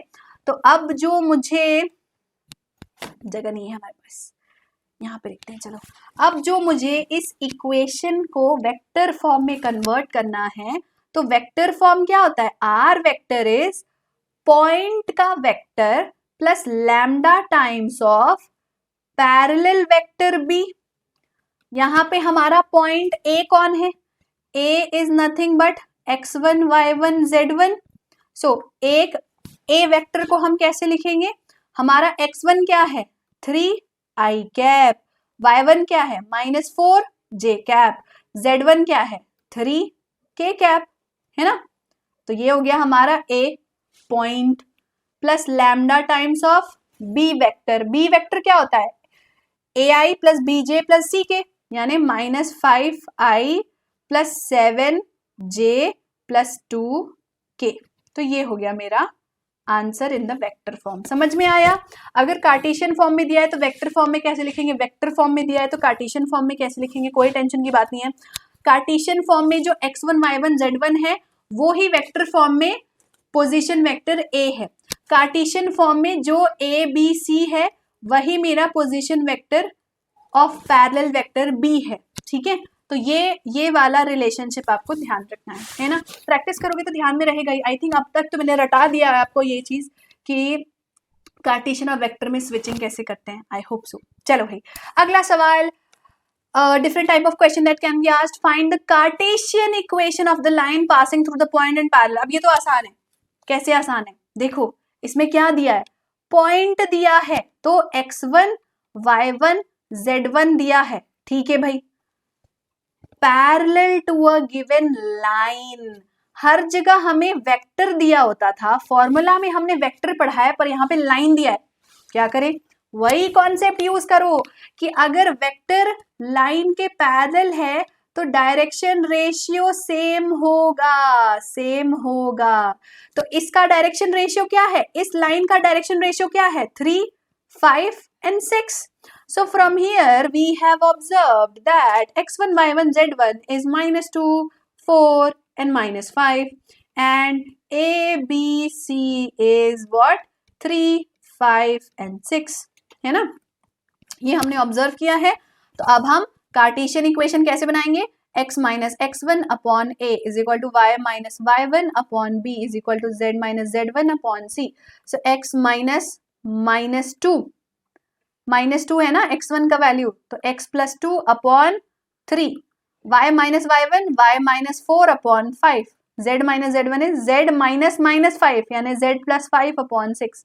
आंसर ये है मेरा आंसर।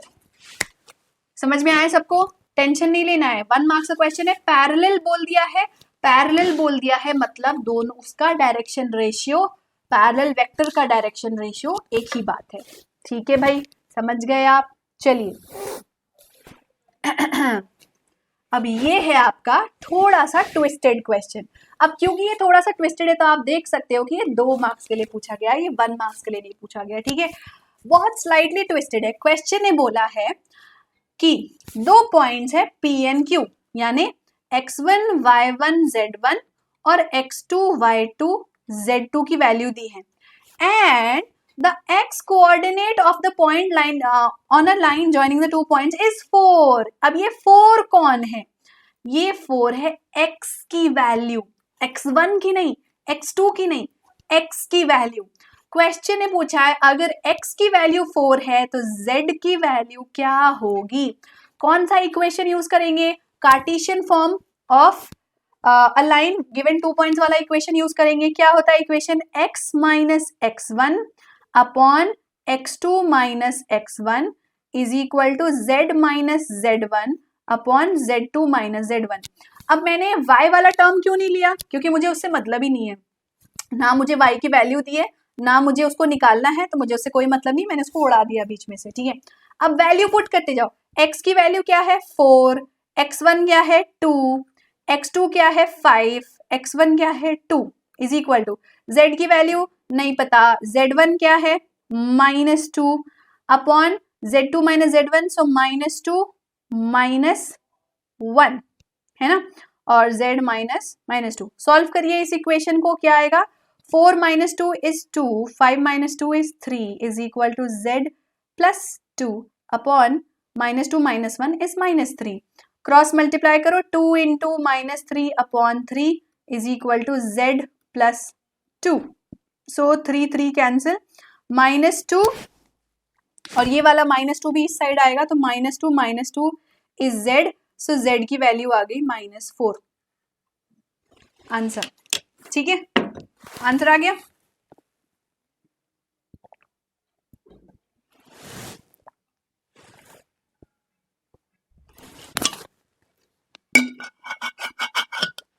तो इसमें हमें क्या करना था, हमें बस ये समझना था कि जब उसने x कोऑर्डिनेट बोला तो वो किसकी बात कर रहा है, जब उसने x कोऑर्डिनेट बोला तो वो 4 की बात, x की बात कर रहा है, x इज इक्वल टू 4। और उसी तरीके से उसने हमसे पूछा गया, उसने हमें z की वैल्यू निकालने बोला और यहाँ से हमने z की वैल्यू निकाल ली, ठीक है भाई। ऑलराइट, सो ये था हमारा 2 मार्क्स का क्वेश्चन जिसका आंसर आया है z is equal to -4। Okay, चलो so that was all about equation of a line in 3D space. Equation of a line से बस इसी टाइप के क्वेश्चन आपसे पूछे जाते हैं और किसी टाइप का क्वेश्चन आपसे नहीं पूछा जाएगा, ठीक है, इसी टाइप के बस आएंगे क्वेश्चन। अब आते हैं हम एंगल बिटवीन टू लाइन्स के। अभी तक हमने क्या देखा, किसी भी लाइन का डायरेक्शन रेशियो और डायरेक्शन कोसाइन क्या होता है, किसी भी लाइन का इक्वेशन कैसे लिखते हैं, वेक्टर और कार्टेशियन फॉर्म में। अब किसी दो लाइन के बीच में एंगल होता ही है, हर लाइन के बीच में एंगल होता है, इंटरसेक्टिंग है तो उस एंगल का वैल्यू कैसे निकालेंगे। तो चलो देखते हैं उस एंगल का वैल्यू हम कैसे निकालते हैं, ठीक है। सो सबसे पहले लेट अस सपोज कि L1 L2 are the two line which are having a theta angle between them such that L1 के डायरेक्शन रेशियोज हैं A1 B1 C1, L2 के डायरेक्शन रेशियोज हैं A2 B2 C2, then the angle between them theta is nothing but cos inverse of mod value of A1 into A2 plus B1 into B2 plus C1 into C2 divided by square root of A1 square plus B1 square plus C1 square into square root of A2 square plus B2 square plus C2 square, ठीक है। So this is the formula for your angle between two lines whose direction ratios are given. Now what if direction ratio is not given, direction cosines are given. Direction cosine कौन होते हैं, L1 M1 N1, L2 M2 N2, simple. So once again theta will be equal to cos inverse of L1 into L2 plus L M1 into M2 plus N1 into N2 divided by nothing. Why nothing? याद करिए, अगर square root of L square M square N square निकालें तो it will be nothing but square root of 1 which is 1, तो denominator कुछ नहीं होगा इसमें, है ना। Square root of L1 square plus M2 square plus N2 square लिखने की जरूरत नहीं है क्योंकि उसको तो ऐड करने से 1 ही आ जाता है। तो that will be simply cos inverse of L1 into L2 M1 into M2 N1 into N2, ठीक है, क्लियर है सबको। चलो भाई, अब इसमें ना दो पर्टिकुलरिटीज होती हैं जिसके ऊपर सबसे ज्यादा क्वेश्चन पूछे जाते हैं कि हमने थीटा निकालना सीख लिया, बट व्हाट इफ कि आपको पहले से ही बता दिया जाए कि गिवन टू लाइंस जो इंटरसेक्ट कर रही हैं वो परपेंडिकुलर है, मतलब 90 डिग्री पे इंटरसेक्ट कर रही हैं, तो थीटा की वैल्यू पता है, तो इससे जब हम थीटा की वैल्यू 90 डिग्री पुट करेंगे, ठीक है, तो वहां से हमने इक्वेशन निकाला कि देखो cos थीटा यानी cos 90 जीरो होता है, यानी A1 A2 B1 B2 C1 C2 क्या हो गया, जीरो हो गया ना। तो यहां से हमने डिराइव किया कि if the lines are perpendicular that means the theta is 90 degree, that means A1 into A2 plus B1 into B2 plus C1 into C2 will be equal to 0। Note it down, बहुत सारे question आते हैं इसके ऊपर और CBSE का काफी favourite है परपेंडिकुलर लाइंस वाला टॉपिक, इसको घुमा फिरा के भी पूछता है, दूसरे टॉपिक के साथ ऐड करके भी पूछता है, तो इसको याद कर लो, ठीक है। दूसरा पैरेलल लाइंस का कॉन्सेप्ट, अगर टू गिवन लाइंस इंटरसेक्ट नहीं कर रही हैं, पैरेलल है, तो उनके बीच का एंगल 0 होगा। अगर उनके बीच का एंगल 0 होगा तो सिंपली जो हमें पहले से ही पता है कि उनके डायरेक्शन रेशियोज प्रोपोर्शनल होंगे, तो इसमें तो कोई नई बात नहीं है, ये हमें पहले से पता था, बट वंस अगेन हमने यहाँ पे लिख दिया क्योंकि हम एंगल की पढ़ाई भी कर रहे हैं ना। तो परपेंडिकुलर है तो A1 A2 B1 B2 C1 C2 0 होगा, पैरेलल है तो A1 upon A2 B1 upon B2 C1 upon C2 proportional होगा, ठीक है जी।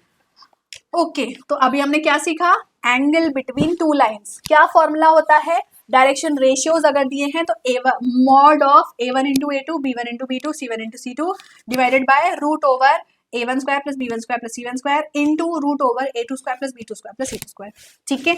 अब इसके ऊपर क्वेश्चन करें, बोर्ड एग्जाम में आज तक इस टॉपिक में जितने क्वेश्चन पूछे गए थे सबको लगा लेते हैं, सबको सॉल्व कर लेते हैं, कहीं नहीं जाना है आपको इसके बाद, ठीक है। चलिए, पहला टाइप ऑफ क्वेश्चन देखा, मैंने बोला था ना 90 डिग्री जो है ना वो सीबीएसई का कुछ ज्यादा ही फेवरेट है इस टॉपिक में से, और 2019 में 4 मार्क्स का ये क्वेश्चन पूछा गया था। Find the value of lambda so that these two lines are intersecting at right angles. अभी हमने पढ़ा कि अगर वो राइट एंगल पे इंटरसेक्ट कर रही है तो A1 into A2, B1 into B2 और C1 इंटू C2 0 होगा, ठीक है। बट यहाँ पे ट्विस्ट है, 4 मार्क्स का क्वेश्चन इतना आसान नहीं होता। ट्विस्ट ये है कि ये इक्वेशन जो है वो स्टैंडर्ड फॉर्म में नहीं दिया है, इसको पहले आपको स्टैंडर्ड फॉर्म में लाना पड़ेगा, ठीक है। तो चलो स्टैंडर्ड फॉर्म में लाते हैं। कैसे लाएंगे स्टैंडर्ड फॉर्म में? x minus X one upon A, B y minus Y one upon B, C minus C one upon B के फॉर्म में लाना है। तो 1 minus X upon 3 is equal to 7y minus 14 upon lambda is equal to z minus 3 upon 2। चलो 1 minus x को मैं क्या लिख सकती हूँ? x माइनस 1 लिख सकती हूँ।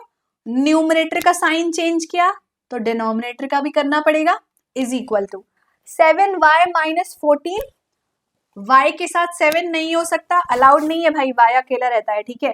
तो क्या करेंगे, 7 से डिवाइड कर देते हैं, तो y minus 14 divided by 7 is 2 upon lambda divided by 7, क्योंकि न्यूमरेटर को डिवाइड किया तो डिनोमिनेटर को करना पड़ेगा।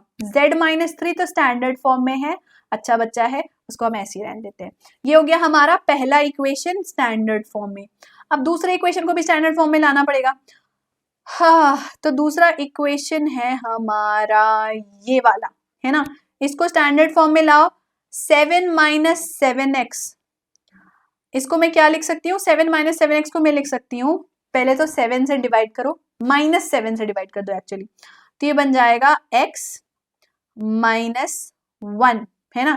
1 माइनस x था, उसको x माइनस 1 बना दिया, divided by 3 lambda upon 7, but minus 3 lambda, क्यों? क्योंकि न्यूमरेटर का साइन चेंज किया है तो डिनोमिनेटर का भी करना पड़ेगा, ठीक है। Okay, is equal to y minus 5 upon 1, ये तो पहले से ही स्टैंडर्ड फॉर्म में है, और 6 माइनस z, इसको मैंने बना दिया z minus 6 upon minus 5। Finally, now I am done and now I am going to show you what is A1, A2, B1, B2, C1, C2। बताओ क्या होगा? थोड़े अलग कलर से लिखते हैं ताकि आपको अच्छे से समझ में आ जाए। तो -3 हो गया A1, lambda by 7 is B1, 2 is C1, -3 lambda upon 7 is A2, 1 is B2, -5 is C2। Now what is our formula? हमारा फॉर्मूला है कि अगर वो राइट एंगल पे इंटरसेक्ट कर रहा है तो A1 into A2 plus B1 into B2 plus C1 into C2 will be equal to 0। So let's find out A1 into A2 क्या है? -3 into -3 lambda upon 7, okay, plus lambda upon 7 into 1 plus C1 C2 क्या है? 2 into -5। अब pen का colour हम वापस change कर लें ताकि आपको अच्छे से क्लैरिटी से दिख जाए क्या लिख रहे हैं। तो -3 into -3 is -9 lambda upon 7 plus lambda upon 7 -10 is equal to 0 equation की तरह सॉल्व करिए। -9 lambda plus lambda by 7, give me 1 second, -1 by 5 and this is y minus 2, हाँ सही है। So here we have -9, oh sorry, y -9, -3 into -3 is plus 9, my bad, so 9 lambda plus lambda, 10 lambda upon 7 is equal to 10, है ना। ये -10 opposite side जाएगा तो +10 हो जाएगा। देखो 10 cancel, this implies that lambda is equal to 7। बस यही क्वेश्चन ने पूछा था, क्वेश्चन ने बोला था find the value of lambda, निकाल लिया हमने। क्या करना पड़ा इसमें? ट्विस्ट ये था, देखो ऐसे तो आसान है कि अरे A1 A2 A3 मुझे पता है, B1 B2 B3 मुझे पता है, तो मेरा आंसर आ गया। बट यहाँ पे ट्विस्ट ये था कि ये जो इक्वेशन था वो स्टैंडर्ड फॉर्म में नहीं था, तो पहले तो मुझे स्टैंडर्ड फॉर्म में लाना पड़ा। स्टैंडर्ड फॉर्म में लाना जरूरी है क्योंकि तभी आपको correct A1 B1 C1 A2 B2 C2 मिलेगा। जब करेक्ट A1 B1 C1 मिल गया तो फिर फॉर्मूले में पुट किया और सिंपली लीनियर इक्वेशन की तरह सॉल्व किया और लैम्डा का वैल्यू मिल गया। ठीक है, 4 मार्क्स का क्वेश्चन था बट आसान है ना, बन गया ना हमसे, ठीक है। चलो भाई, next question is a little unique question, a little tough question, please note down कर लीजिए। 4 मार्क्स का ये क्वेश्चन आ सकता है क्योंकि काफी बार रिपीट हुआ है पिछले 10 सालों में, है ना। इंपॉर्टेंट क्वेश्चन है इसलिए मैं उठा रही हूँ उसको, यूनिक क्वेश्चन है। तो इस क्वेश्चन से मैं आपको एक कॉन्सेप्ट सिखाने वाली हूँ, उसको नोट कर लेना, ठीक है। जितने एक्स्ट्रा पॉइंट्स मैंने बताया ना, जितने फॉर्मूले मैंने बताया, बस इनको नोट कर लो, फिर दोबारा 3D को मत देखना दोबारा 3D को। बस जो मैं यूनिक क्वेश्चंस करवा रही हूँ, एक्स्ट्रा पॉइंट बता रही हूँ, इंपॉर्टेंट नोट्स बता रही हूँ और फॉर्मूला चीट शीट बता रही हूँ, नोट करते जाओ, उसके बाद 3D मत पढ़ना, ठीक है। चलो, पहला क्वेश्चन में दिया क्या है, find the vector and the Cartesian equation of the line which is passing through the point. तो यहां तक तो हमें आसान लग रहा है कि पॉइंट दिया है, अब बस हमें पैरेलल वेक्टर की जरूरत है, पर यहाँ पैरेलल वेक्टर नहीं दिया। यहां उसने बोल दिया कि this line is basically perpendicular to the two given lines। कौन सी given lines? ये दोनों given lines।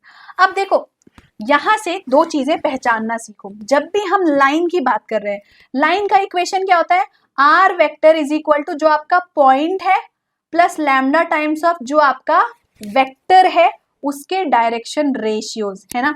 तो इस इक्वेशन को देखो, r is equal to 8i 19j 10k plus lambda times of this. इस इक्वेशन को देख के आपको क्या समझ में आया, ये समझ में आया कि ये जो 3 है ना ये a1 है, ये जो 16 है ना ये a2 है, ये जो 7 है ना ये b1 है। a2 क्यों लिख रही हूं मैं, b1 ये b1 है, और जो 7 है ना वो c1 है, ठीक है।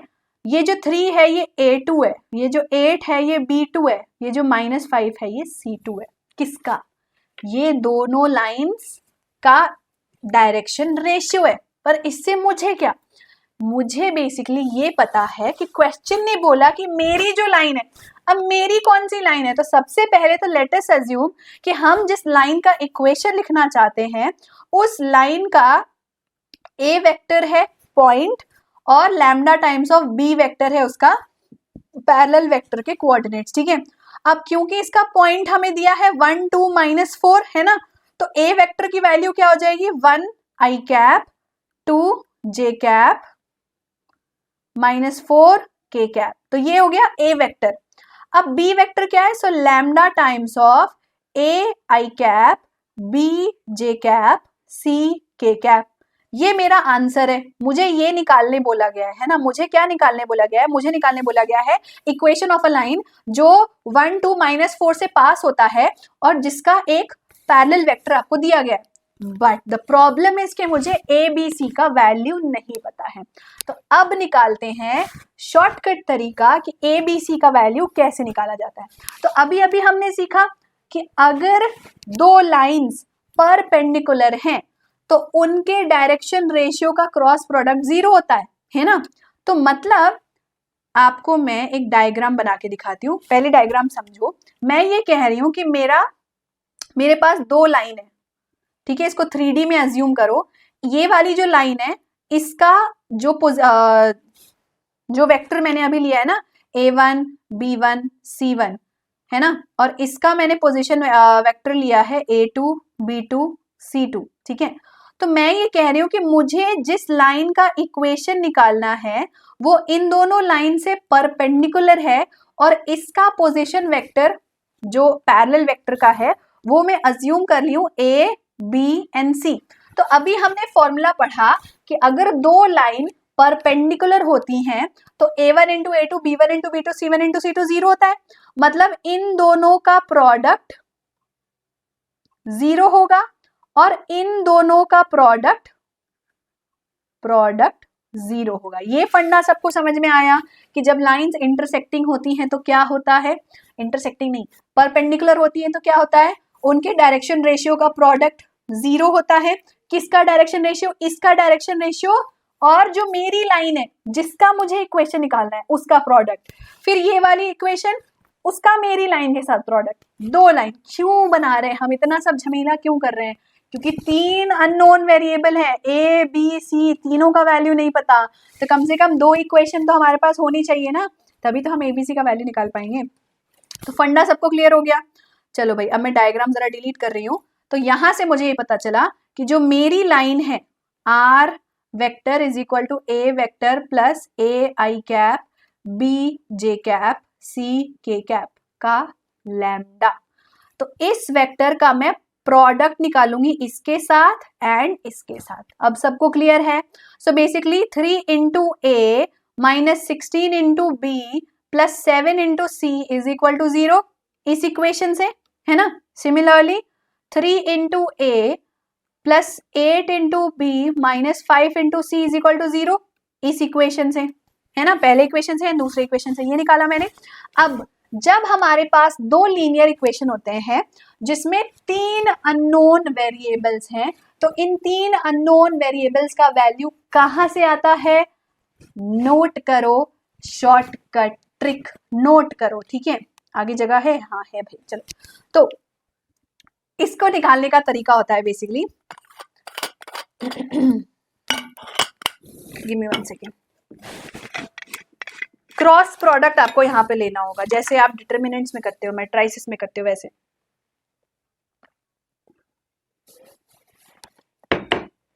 ठीक है, तो यहाँ पे आप क्रॉस प्रोडक्ट कैसे निकालते हो? अगर मुझे A वेरिएबल की वैल्यू चाहिए तो मैं B और C का क्रॉस प्रोडक्ट करूंगी, ठीक है।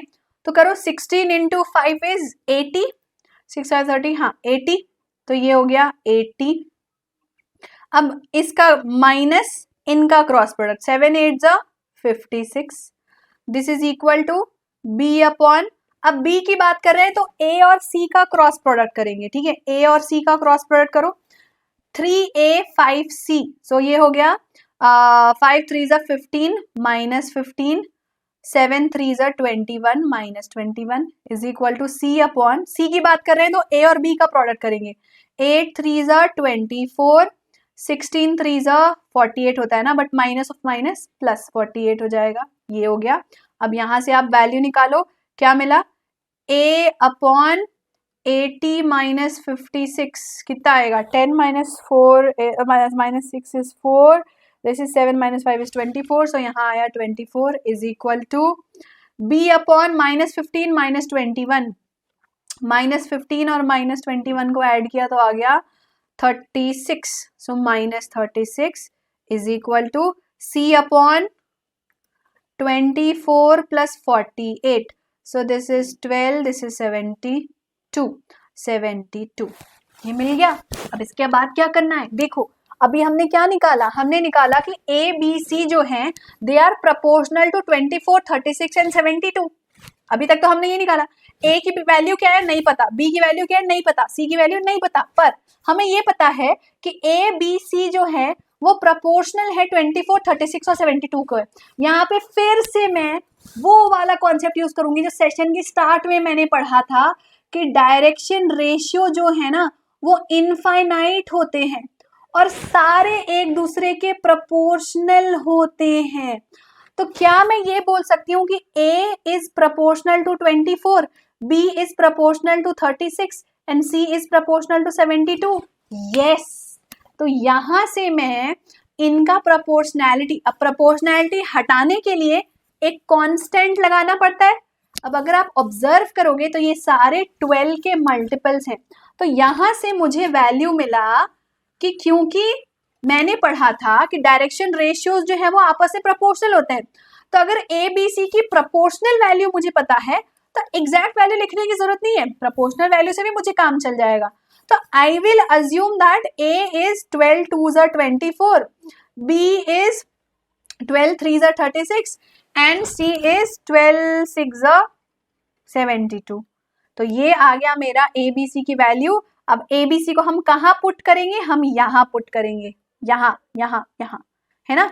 हमें क्या निकालना था? हमें निकालना था equation of line. Equation of line के पॉइंट दिया था, पॉइंट के अलावा मुझे एक पोजीशन वेक्टर निकालना था। वो पोजीशन वेक्टर मैंने निकाला परपेंडिकुलर लाइंस के कॉन्सेप्ट के थ्रू। परपेंडिकुलर लाइंस में क्या होता है? डायरेक्शन रेशियो का प्रोडक्ट और उनका सम 0 होता है। यहां से मैंने ABC की प्रोपोर्शनैलिटी वैल्यू निकाली और फिर वहां से उनकी वैल्यू निकाली। Now this is not exact value, this is proportional value. क्या आप 2, 3 और 6 की जगह पे 4, 6 और 12 लिख सकते हो? हाँ, कुछ भी लिख सकते हो। इनको मल्टीप्लाई बाय 2 कर दो, मल्टीप्लाई बाय 3 कर दो, मल्टीप्लाई बाय 4 कर दो, क्योंकि डायरेक्शन रेशियो जो है ना वो इनफाइनाइटली मेनी होते हैं for a given line. Understood? कैसे करना है इस टाइप का क्वेश्चन को? ये अच्छा वाला क्वेश्चन था, 4 मार्क्स का आया था, और दिक्कत की बात यह है कि ये रिपीट भी होता है, तो इस क्वेश्चन को छोड़ के नहीं जाने का।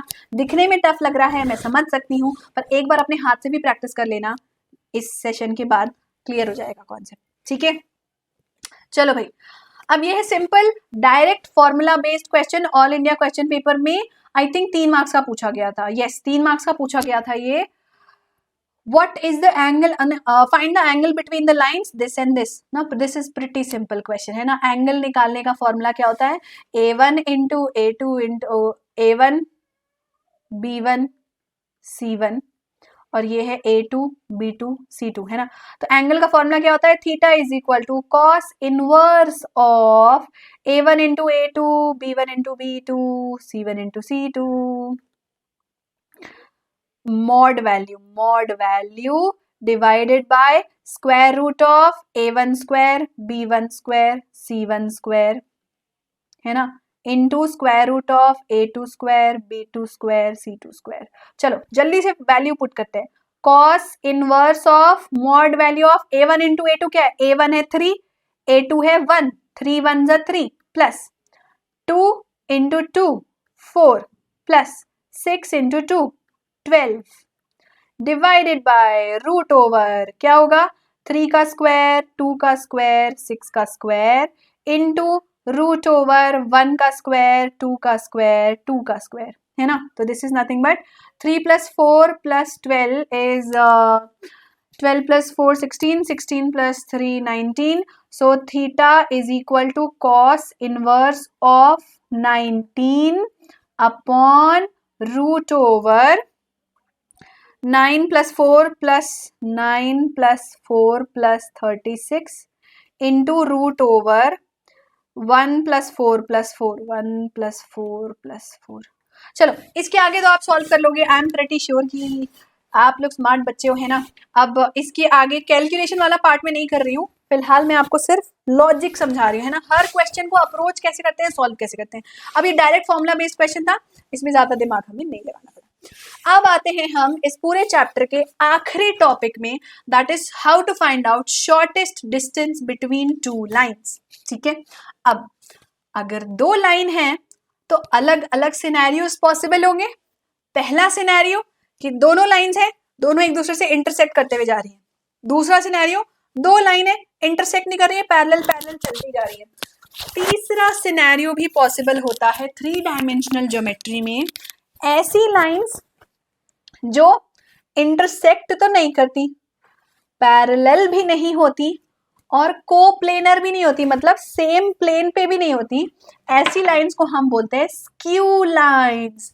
तो 3 टाइप की लाइंस के बारे में हम पढ़ेंगे, क्योंकि ऑफ कोर्स अगर आप शॉर्टेस्ट डिस्टेंस निकाल रहे हो तो डिपेंड करेगा ना। देखो जाहिर सी बात है, अगर वो इंटरसेक्ट कर रही है तो शॉर्टेस्ट डिस्टेंस तो 0 होगा है ना।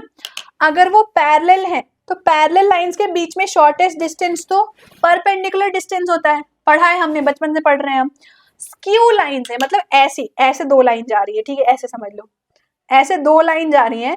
अब ना तो ये इंटरसेक्ट कर रही है क्योंकि एक दूसरे से इतनी दूर है, ना तो ये पैरेलल है क्योंकि एक इस डायरेक्शन में एक इस डायरेक्शन में जा रही है, ना तो ये कोप्लेनर है, एक प्लेन पे भी नहीं है, इसका प्लेन ये है, इसका प्लेन ये है, तो ये सेम प्लेन पे भी नहीं है।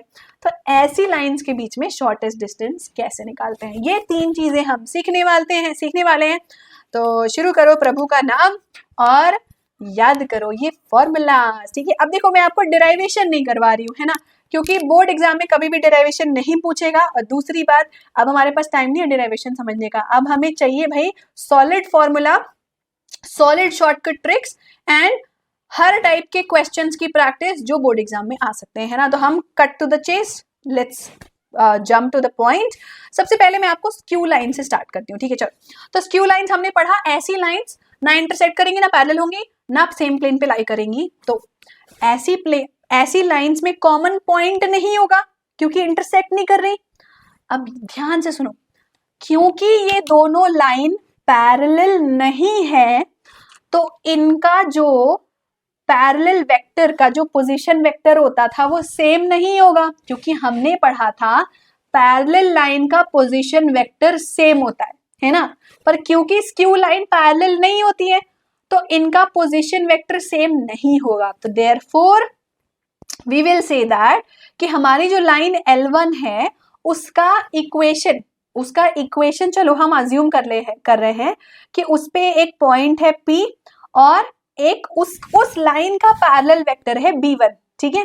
सिमिलरली हमारी दूसरी जो पॉइंट है उस पे एक पॉइंट है Q, यहाँ पे Q लिया गया है, अब P2 बोल लो, कुछ भी बोल लो, प्लस म्यू टाइम्स ऑफ, अब देखो लैम्डा जरूरी नहीं है ना कि यहाँ पे भी लैम्डा टाइम्स होगा, लैम्डा तो एक फिक्स्ड कांस्टेंट है, तो यहाँ पे कांस्टेंट तो चेंज हो सकता है, तो इसलिए म्यू टाइम्स ऑफ B2।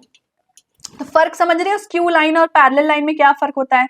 देखो पैरेलल लाइन में आपका जो पोजीशन वेक्टर होता है वो सेम होता है पैरेलल लाइन का, है ना। शुरू से पढ़ते आ रहे हैं हम इस चैप्टर में कि बी वेक्टर जो है वो सेम रहेगा पैरेलल लाइन का, पर क्योंकि ये स्क्यू लाइन से इनका बी वेक्टर सेम नहीं रहेगा, ठीक है, सिंपल है। अब हम आते हैं शॉर्टेस्ट डिस्टेंस का फॉर्मूला, रट लो।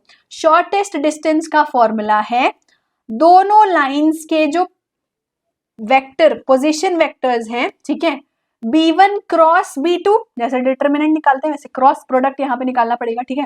B1 cross B2 dot product with A2 minus A1 divided by mod value of B1 cross B2।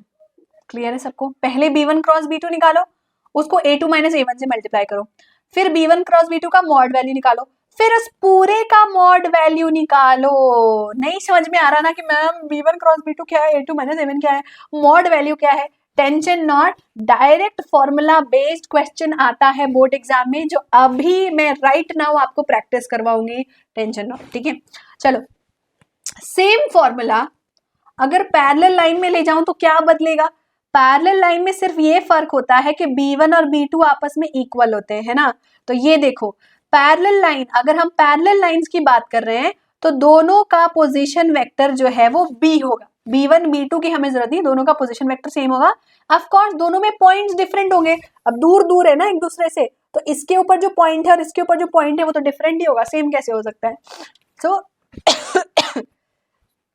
Shortest distance between them will be B cross, यहाँ पे सिर्फ आपको B वेक्टर चाहिए, A2 minus A1 upon mod of B। यहाँ पे आपको B2 cross B1 करने की जरूरत नहीं पड़ेगी, ठीक है भाई।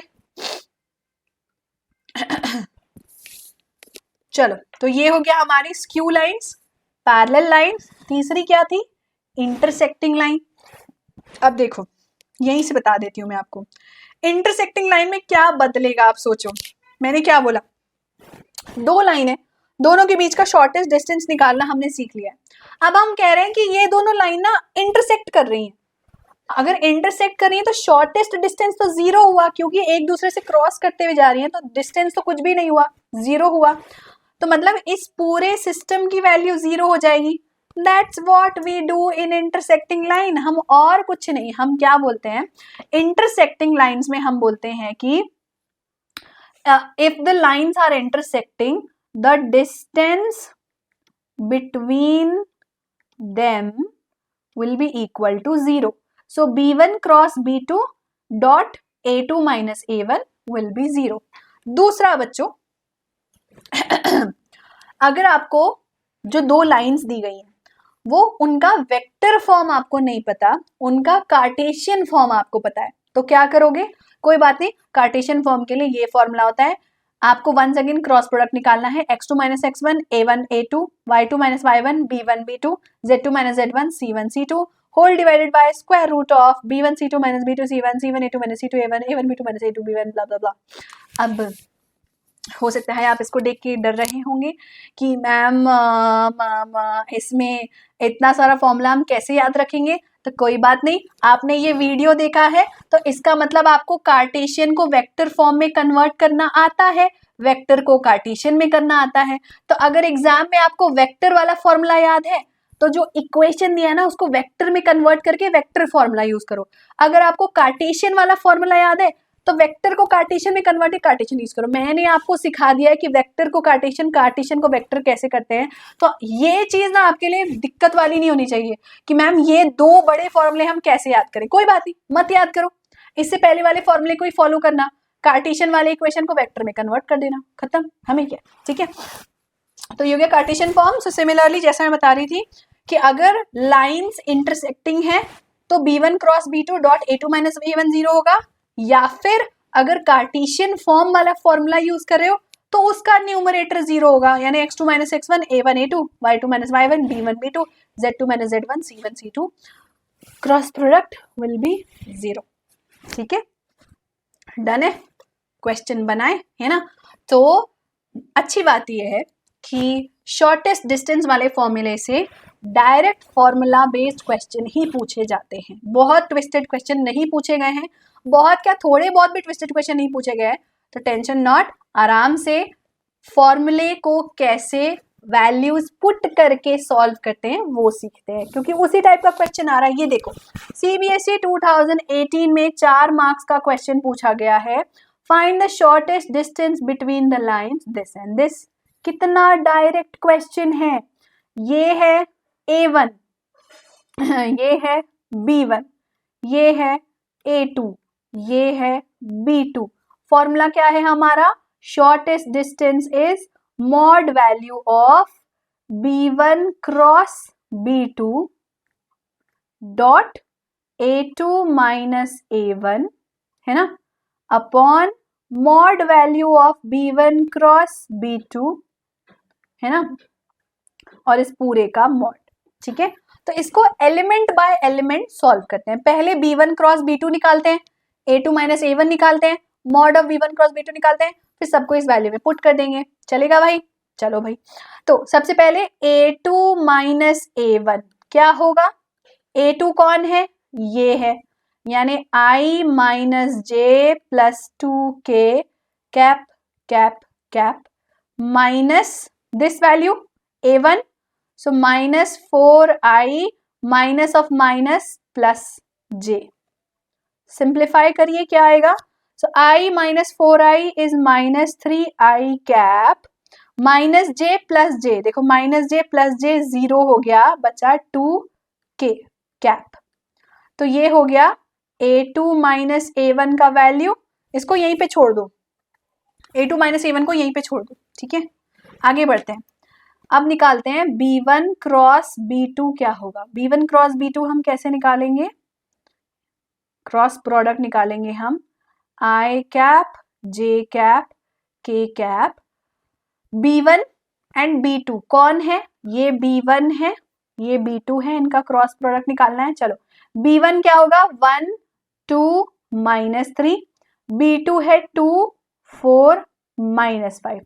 क्रॉस प्रोडक्ट कैसे निकालते हैं याद करो, वेक्टर्स में सीखा है आपने, आई कैप इंटू, जब आई की बात करें तो जे और के को क्रॉस मल्टीप्लाई करेंगे, है ना, 5 2 10 4 3 12, ऐसे क्रॉस मल्टीप्लाई करते हैं, है ना। So you will get I cap into 5 2 10 minus 4 3 minus 12, so minus of minus plus 12 कर देते हैं, प्लस प्लस नहीं माइनस जे कैप होता है, याद रखना मिडिल वाले का नेगेटिव साइन होता है, माइनस जे कैप इंटू, जब जे की बात करें तो आई और के को मल्टीप्लाई करेंगे, सो 5 1 5 2 3 6 प्लस के कैप इंटू, जब के की बात करें तो आई और जे को मल्टीप्लाई करेंगे, 4 1 4 एंड 2 2 4, माइनस कर दिया। सो यहाँ पे मुझे मिल रहा है माइनस 10 प्लस 12 2 आई कैप माइनस 5 प्लस 6 माइनस जे कैप, 4 माइनस 4 0 हो गया, तो के वाला कोई टर्म ही नहीं होगा, ये पूरा टर्म ही 0 हो गया, और ये आ गया मेरा B1 cross B2। B1 cross B2 की वैल्यू मिल गई, है ना। एक और चीज निकालना है, क्या निकालना है, mod of B1 cross B2। अब बताओ मॉड वैल्यू कैसे निकालते हैं किसी वेक्टर का, it is nothing but square root of i vector j vector and k vector का स्क्वायर, यानी 2 का स्क्वायर प्लस माइनस 1 का स्क्वायर, सो 2 का स्क्वायर होता है 4 माइनस 1 का स्क्वायर होता है 1, सो स्क्वायर रूट ऑफ 4 + 1 यानी कि स्क्वायर रूट ऑफ 5। अब देखो तीनों वैल्यू मिल गई, मुझे b1 क्रॉस b2 मिल गया, मुझे b1 क्रॉस b2 का मॉड मिल गया और मुझे a2 माइनस a1 मिल गया। अब सारी वैल्यू फाइनल फॉर्मूले में पुट कर दें तो मेरा फाइनल फॉर्मूला क्या है, shortest distance is mod value of b1 cross b2 dot product of a2 minus a1 upon mod value of b1 cross b2।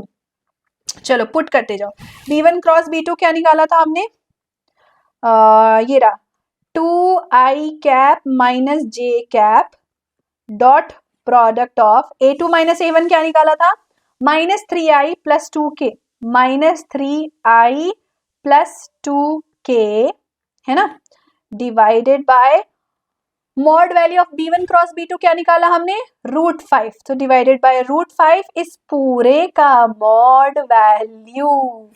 Now this is nothing but equal to what, dot product कैसे निकालते हैं, i को i से multiply करो, j को j से multiply करो, k को k से मल्टीप्लाई करो, ये होता है डॉट प्रोडक्ट, है ना। तो यहाँ पे देखो 2i 3i 6i, ठीक है। अब हाँ i नहीं लिखते हैं, जब आपने प्रोडक्ट निकाल दिया तो अब i वाला टर्म नहीं रहेगा, है ना, वो आपका गायब हो जाएगा। अब देखो यहाँ एक इंपॉर्टेंट पॉइंट है नोट करने के लिए, इसलिए ध्यान रखना कैलकुलेशन के टाइम, यहाँ पे j वाला टर्म है पर यहाँ कोई भी j वाला टर्म नहीं है, तो इसका मतलब -1 इंटू 0 क्या हुआ, 0 हो गया, तो यहाँ पे j वाला टर्म 0 हो गया। सिमिलरली 2k इंटू 0, क्योंकि यहाँ पे k वाला कोई टर्म नहीं है ना, तो क्योंकि k वाला कोई टर्म नहीं तो अगेन यहाँ पे जब मैं 0 इंटू 2 करूंगी तो क्या हो गया, 0 हो गया, तो ये -6 + 0 + 0 हो गया। समझ में आया, j वाले को j से प्रोडक्ट करते हैं, k टर्म को k से प्रोडक्ट करते हैं, i टर्म को i से करते हैं, ठीक है। तो जब हमने i को i से मल्टीप्लाई किया यानी 2 को -3 से किया, -1 को 0 से किया, 0 को 2 से किया तो -6 आया, डिवाइडेड बाय √5 इसका modulus value, so this is nothing but -6 upon √5 का mod value, that is 6 upon √5। This is how you solve this question. I know आपको घबराहट होगी इस क्वेश्चन को देख के और आप पहले ही सोच रहे होंगे कि यार शायद एग्जाम में आएगा तो मैं छोड़ दूंगा, मैं नहीं कर सकता इतनी मेहनत। अरे क्यों नहीं कर सकते हो, कर सकते हो, कुछ नहीं करना है। ये a2 है, ये a1 है, आप क्या i minus i, j minus j, k minus k नहीं कर सकते हो, कर सकते हो, भरोसा रखो अपने आप के ऊपर। b1 क्रॉस b2 नहीं निकाल सकते हो, क्यों नहीं निकाल सकते हो, i लिखा, उसको j को k से, k को j से मल्टीप्लाई किया, सब्ट्रैक्ट कर दिया, ठीक है। वैसे -j में i k में i j प्रोडक्ट करके लिख लिया। अब b1 क्रॉस b2 का मॉड कैसे निकलेगा, नथिंग बट √ ऑफ जो i का मॉड वैल्यू था, जो j का मॉड वैल्यू था, जो मॉड वैल्यू यानी कि मैग्नीट्यूड, और जो k का मॉड वैल्यू था, तीनों का स्क्वायर करके ऐड करके स्क्वायर रूट निकाल दो, तो ये आ गया basically b1 cross b2 is nothing but √ of i cap वाला जो भी आएगा ना टर्म उसका स्क्वायर, j कैप वाले टर्म का स्क्वायर, k कैप वाले टर्म का स्क्वायर, ये होता है। निकाल लिया, अब देखो आ गया। अब देखो मैंने आपको सिखा दिया कि फॉर्मूला का एप्लीकेशन कैसे करते हैं। आप होशियार बच्चे हो, आप डेफिनेटली कर सकते हो, अपने आप के ऊपर भरोसा रखो, ठीक है। चलो अगला क्वेश्चन भी आ गया जो CBSE 2018 में 4 मार्क्स का पूछा गया था। मैंने बोला ना आपको इस टॉपिक से डायरेक्ट फॉर्मूला बेस्ड क्वेश्चन आता है। देखो कितना डायरेक्ट है, ये 1 क्या है x1, ये 2 क्या है x2, ये 3 क्या है x3, है ना, ये 2 क्या है x2, x3 नहीं y1 z1, है ना, ये 4 क्या है y2, ये 5 क्या है z2, ठीक है भाई। अब ये वाला 2 क्या है, ये वाला 3 क्या है, ये वाला 4 क्या है, ये है हमारे A1 B1 C1, ये है हमारे A2 B2 C2, सब तो दिया है, सब तो दिया है, बस आपको फॉर्मूले में पुट करना है, आंसर आ जाना है आपका। फॉर्मूला क्या था, मेरा फॉर्मूला है distance is mod value of x2 minus x1 y2 minus y1 z2 minus z1, है ना, A1 A2 B1 B2 C1 C2 whole divided by square root of, जब हम a की बात कर रहे हैं तो बी वाले टर्म्स को मल्टीप्लाई करते हैं ना, देखो b1 इंटू C2 करते हो, है ना, और उसी तरीके से C1 इंटू B2 करते हो। वैसे ही जब b वाले टर्म्स की बात करें तो क्या करते हैं हम, इसी क्रॉस प्रोडक्ट से देखो a1 इंटू, अगर फॉर्मूला याद नहीं आ रहा ना तो इसी से क्रॉस प्रोडक्ट कर लो, a1 into C2 minus C1 into A2, है ना, प्लस जब c वाले टर्म की बात करें तो a1 into B2 minus A2 into B1 कर लो। अब देखो इसमें ना मैं सॉल्व करके नहीं बता रही आपको, क्योंकि बिल्कुल डायरेक्ट फॉर्मूला बेस्ड है, वर्ड टू वर्ड सामने लिखा है, आपको बस वैल्यू पुट करनी है, आंसर आ जाएगा। x2 माइनस x1 क्या है, देखो x2 है 2, x1 है 1, खत्म, y2 है 4, y1 है 2, ठीक है, z2 है 5, z1 है 3। इतना नहीं कर सकते आप, 2 माइनस 1 4 माइनस 2 5 माइनस 3 कर सकते हो यार, बिल्कुल भी टफ नहीं है। a1 b1 c1 क्या है, 2 3 4, a2 b2 c2 क्या है, 3 4 5। इसका क्रॉस प्रोडक्ट निकाल दो, खत्म, डिवाइड कर दो, डिनोमिनेटर में वैल्यू पुट करो, स्क्वायर करो, आ जाएगा आंसर। सो गाइस ये चैप्टर हमने कंप्लीट कर लिया है with all the formulas, all the shortcut tricks and each and every concept that you require to score 8 to 9 marks completely in 3D geometry chapter, है ना।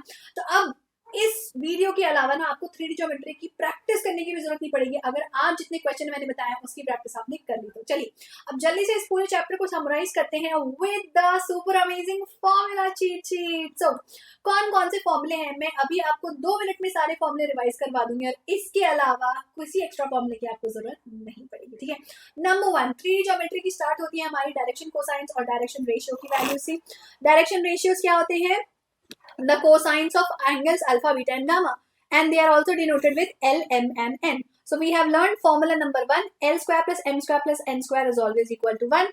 फॉर्मूला नंबर 2 कि L, M और N जो हमारे direction cosines होते हैं वो direction ratios के प्रोपोर्शनल होते हैं, and the proportionality is 1/√over a square plus b square plus c square, जिसको हम लैम्डा भी बोलते हैं, है ना। नेक्स्ट, अगर हमारे डायरेक्शन रेशियोज में 2 पॉइंट्स गिवन है और उसके थ्रू हमें डायरेक्शन रेशियोज निकालना है, तो सिंपली a1 b1 और a b और c की जगह पे हम पुट करते हैं x2 minus x1, y2 minus y1, z2 minus z1। याद रखना, ये मोस्ट इंपॉर्टेंट चीज है ना। नेक्स्ट, अगर मुझे डायरेक्शन कोसाइंस दिए हैं और डायरेक्शन रेशियोज दिए हैं, डायरेक्शन कोसाइन निकालना है for given 2 points, I will use the same formula, instead of abc I will put x2 minus x1 upon this √over x2 minus x1 whole square, y2 minus y1 whole square, z2 minus z1 whole square। तो ये हो गया dc and dr। Next, how to find out angle between two lines, इसका एक simple formula होता है cos theta is equal to mod of a1 into a2 plus b1 into b2 plus c1 into c2 upon √over a1 square plus b1 square plus c1 square into a2 square plus b2 square plus c2 square, where a1 b1 c1 a2 b2 c2 are the direction ratios of the given two lines। now from this formula we have derived that अगर given two lines parallel हैं तो उनके direction ratios proportional होंगे, अगर given 2 lines perpendicular हैं तो उनके बीच का एंगल 0 होगा, and that's why a1 into a2 b1 into b2 plus c1 into c2 will be 0। next, how to write equation of a line। so equation of a line can be written in 2 different forms, either हमें point पता हो और एक parallel vector दिया हो, so r vector will be a vector plus lambda times of b vector.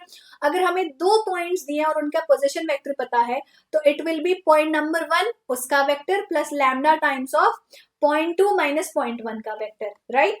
Next, how to find out shortest distance between 2 lines, it absolutely depends on the type of the line. अगर वो skew lines है, skew line यानी ऐसी line जो ना parallel है, ना intersect करती है और ना कोप्लेनर है, उनका होता है basically position vector different, and that's why their shortest distance is b1 cross b2, यानी उनके पैरेलल वेक्टर का पोजीशन वेक्टर का cross product, dot a2 minus a1 यानी उनके पॉइंट्स के कोऑर्डिनेट्स का difference divided by mod value of b1 cross b2। And यही चीज पैरेलल लाइंस में सिर्फ एक छोटी सी चेंज हो जाएगा कि पैरेलल लाइंस में b1 और b2 इक्वल होते हैं, this therefore we will just have b vector in the formula instead of b1 and b2 vector। all right guys, so this was the entire summary of the complete chapter। I hope कि 3D geometry के आपके सारे doubts जो है वो छू मंतर हो चुके हैं। जल्दी से हमें comment करके बताइए कि ये वन शॉट वीडियो आपको कैसा लगा और नेक्स्ट आप कौन सा चैप्टर देखना चाहते हैं। See ya, take care and all the best for your board exams।